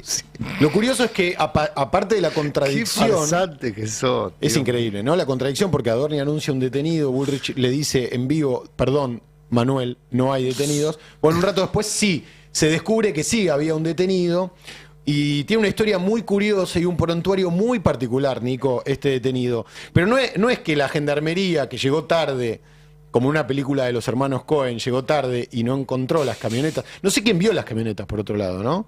No sé si alguien de la ¿Cómo Fuerza sabían a Aérea. dónde ir? Dicen que había una camioneta blanca y una camioneta negra que no pudieron interceptar, es decir, que no agarraron a nadie. ¿Qué es lo que pasa siempre, no? Se agarra la cocaína, lo que decíamos al principio del programa, pero no se agarran los responsables. Bueno, un rato después, un vendedor ambulante de la zona vio a un señor perdido. Yo les pasé la foto, no sé si llegamos a tenerla, pero es muy curiosa la foto. Vio a un señor perdido que le preguntó por un pueblo y avisó a los bomberos. Los bomberos avisaron a Gendarmería y está. Lo encontraron ahí en la foto de la izquierda, para los que nos están viendo, es el hombre detenido. Ahora voy a contar quién es, que está con una remera deportiva. Y en la foto de la derecha de la pantalla, el señor parece casi tomando sol o parece una persona refugiada. No sé, está en cuero ahí con un sombrero. Robinson Crusoe, dice el Tano. En la orilla del río Carcarañá. Totalmente perdido. Bueno, esta imagen derivó en la denuncia a los bomberos de la zona, que a la vez avisaron a la policía, que a la vez avisó a la gendarmería. Terminó con la detención de este hombre, que es Oscar Armando Cava Hurtado. Casi se podría decir que lo detuvieron a pesar de los enormes esfuerzos de las fuerzas de seguridad por no hacerlo. Bueno, habría que ver ahí qué hay detrás de todo esto, ¿no? ¿Qué hay detrás de todo esto? Y ahora te voy a explicar por qué. Es que en la sucesión de avisos está la vendida, digamos, porque ya había mucha gente que había un señor ahí que si no se lo detenía era más escandaloso. Además, había bomberos, vendedor ambulante, claro. Pero además la lucha contra el narcotráfico se hace con trabajo de investigación, con la coordinación de fuerzas, trabajo de inteligencia, no esperando que un vendedor ambulante de Carcarañá denuncie la presencia de un tipo raro perdido en la orilla de un río, ¿no? Entonces, bueno, ojo cuando hablan del mejor decomiso de la historia, porque en realidad es una farsa. ¿Quién es Oscar Armando Cava Hurtado, este hombre detenido? Es un militar reservista de la Fuerza Aérea Boliviana. Caramba. No es menor, pero lo que te voy a decir ahora es todavía más llamativo. Está acusado de perpetrar delitos de lesa humanidad en los sucesos del 15 de noviembre de 2019. Y ustedes se recordarán las masacres. Llamada la masacre de Sarabá, si no me equivoco, ahora te voy a decir. De Sencata, ¿no? Sacaba, perdón. Bueno, fueron dos episodios claro, ahí. fueron 2 episodios juntos. Durante el golpe de Estado contra Evo Morales. Donde murieron 10 civiles por las balas de los militares. Balas que además... Le mandó Patricia Bullrich. O sea, se cierra el círculo. Exactamente. Ustedes recordarán ese golpe de Estado que terminó con Yáñez de presidenta, se ejecutó con alguna de las municiones que mandó el gobierno de Mauricio Macri, donde estaba Patricia Bullrich como ministra. Bueno, este hombre estaba transportando supuestamente este avión, porque en realidad todavía no hay ninguna prueba, simplemente la aparición llamativa cerca, y está por ser condenado, por lo menos acusado de estos delitos de lesa humanidad, entre otras 30 personas. Es muy llamativo lo que pasó. Bueno, investiga la Justicia Federal de Rosario, de todos modos, estos panes de cocaína que tenían también un logo. Viste que los panes de cocaína vienen con logos, que son la marca de los clanes que la distribuyen. Bueno, esto tenía un toro, que también es bastante raro. Algunos sospechan que podría ser un clan de Tucumán. Ok, uno dice, bueno, ¿por qué salió Patricia Bullrich si no tenía ningún detenido, nada más que para mostrar un avión lleno de cocaína? Bueno, algunos malintencionados como yo, creemos que tenía que ver también con la idea de tapar algo que en redes se estaba agitando mucho, que era el papelón que había sucedido unos días antes con la detención de un hombre, de un pobre tipo de Mar del Plata que había ido, básicamente un busca de Mar del Plata, que había ido a tratar de vender cosas a Mendoza, a ver si hacía unos mangos en Mendoza, en el contexto de esta crisis total económica. Bueno, estuvo 21 días detenidos porque la gendarmería confundió el talco que llevaba con cocaína. Ahí está la jactancia. O sea, el tipo llevaba talco para vender porque era lo que había conseguido para hacer una ventita, algo, sacar un mango. El tipo había conseguido un talco para vender. De hecho, este mismo funcionario, ex funcionario de seguridad, que con el que hablé ayer, me decía, justo el talco mentolado, que yo lo busco por todos lados y no se encuentra, lo tenía este tipo. Te juro que fue así. El tipo llevaba desde Mar del Plata, talco para vender. Patricia Bullrich, el día de su detención, se jactó con este tuit que estamos viendo en pantalla, que dice: mucho talco poco eficiente, en esta moda que tiene Patricia Bullrich de hacer, no sé, eslóganes raros. Un hombre intentó burlar un control en Mendoza, llevando más de 2 kilos de cocaína ocultos en envase de talco dentro de un micro de larga distancia, pero la gendarmería lo descubrió rápidamente gracias a su nerviosismo, no el de gendarmería, a pesar que está mal escrito, sino el de este hombre, y actitud sospechosa. La seguridad de nuestro país va un paso adelante de los delincuentes, las hace, las paga. Se jactó Patricia Bullrich que después de esto mantuvieron detenido durante 21 días a este pobre hombre. ¿Y ahora quién va a pagar eso? Digo, me imagino que va a hacer algo el señor que estuvo preso 21 días por error. Probablemente podría ser un juicio contra el Estado. En general le robaron no todo. cursan los juicios. ¿Las hicieron, las tienen que pagar o no? Ahí hay una diferencia, porque una cosa es que menos en Mendoza. Un policía, la cantidad de abusos policiales en Mendoza. Una cosa es que un policía encuentre una situación sospechosa en eso y decida dar curso a una investigación, que es hasta lo que corresponde. ¿Te parece llamativo que el tipo tenga tanto talco? Llamás a un fiscal. El problema es que Bullrich, antes de tener ni siquiera la prueba de un reactivo, se está tuiteando encima porque está haciendo relaciones públicas desde su rol como ministra de Seguridad. Sí. Y es el mismo problema que tiene con esto. Si no hubiera ella hecho toda la laraca sobre la detención más grande de la historia, quizás ni nos hubiéramos enterado que se les escaparon los tipos. Anoche hablé con un juez penal porteño y le pregunté por esto mismo, si había posibilidad de juicio al Estado. Me dice, podría haberlo contra Bullrich por el tuiteo, si el Estado difundió la identidad, por ejemplo, en este tuit no está difundida la identidad, pero probablemente se haya difundido. Nosotros la tenemos la identidad, pero me parece innecesario.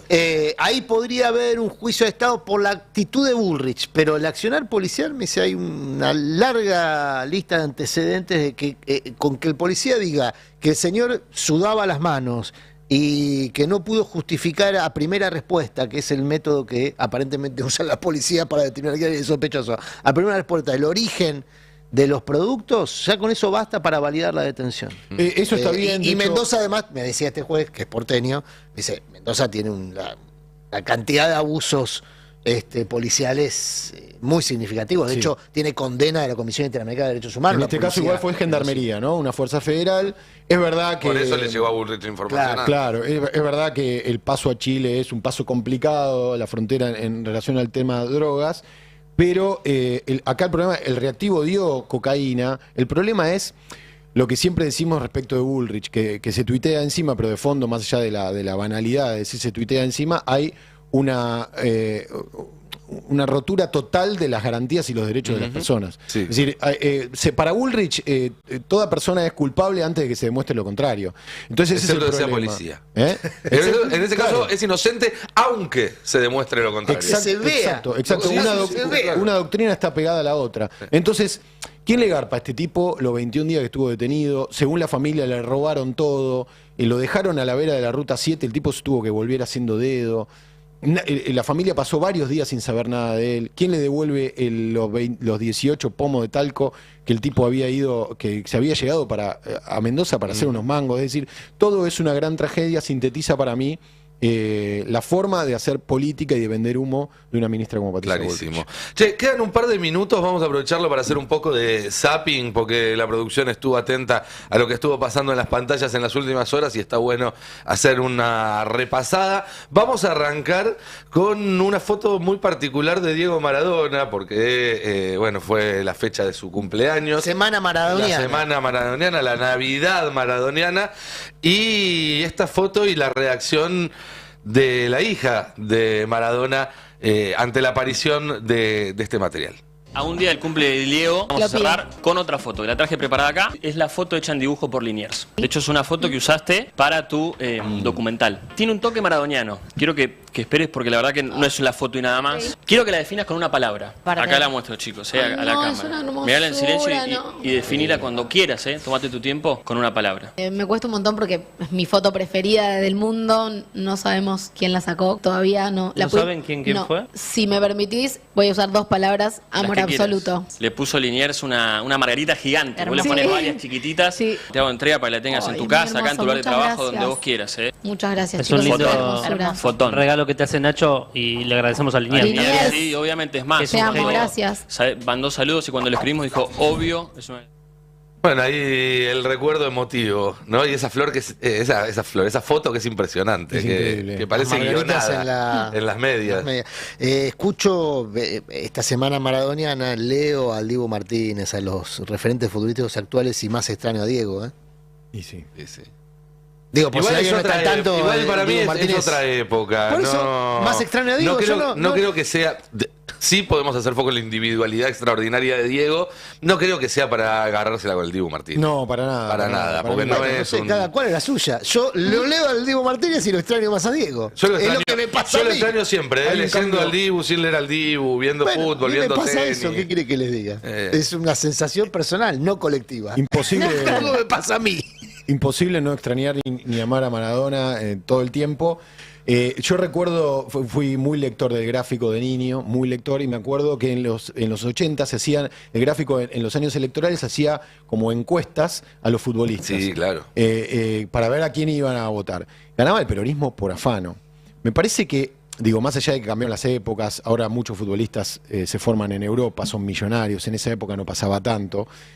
Armó un sindicato, Diego, de fútbol. Pero digo, No, más allá claro. de eso, El tema también, no es el movimiento extraordinario de nacional y Diego. popular se tiene que preguntar por qué dejó de representar a pibes que salieron de los barrios, se hicieron millonarios y de alguna manera tienen algunos comportamientos desclasados, digamos, para no decir, no quiero ser despectivo porque cada uno tiene derecho de pensar como quiera y yo al Dibu lo adoro más allá de a quién vote, pero me parece que también hay una cosa para pensar desde adentro. ¿Qué pasó que un movimiento nacional y popular como el peronismo dejó de representar a ídolos populares y a gente que viene de abajo? Y después también está esta cosa de, che, no dicen nada, los futbolistas no opinan, y después cuando opinan no te gusta lo que opinaron Claro. y lo puteás.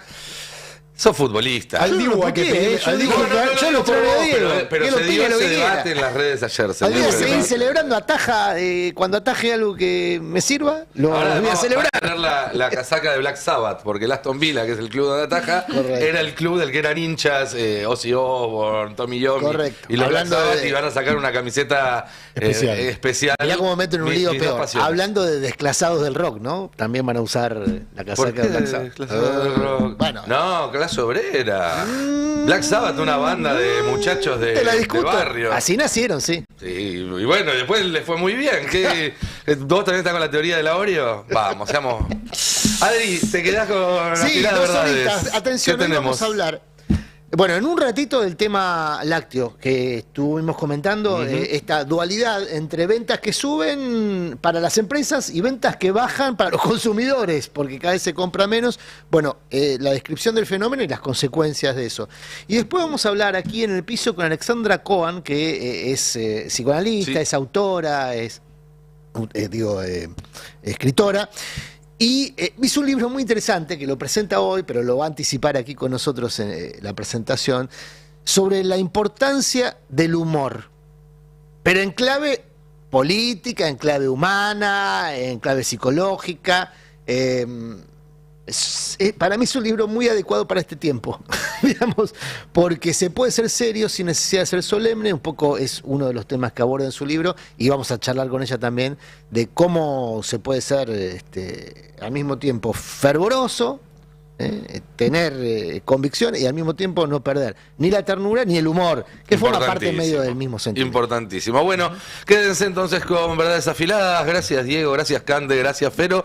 Mañana, 7 de la mañana, Palermo Wuhan, los invito a que se sumen para hacer un repaso de toda la semana, escuchar un poco de música. Voy a poner un tema de Black Sabbath. Sí, está bien, es bien de esta época, está bien. Mañana a las 7 entonces Palermo Wuhan, quédense con Adrián Murano y sus verdades afiladas. Gracias por habernos acompañado toda esta semana y el lunes a las 10 de la mañana el pase que escucha el país con Roberto Navarro y todo este maravilloso equipo. Chau, chau. El Destape 1070. Echaron a la canciller argentina Diana Mundino.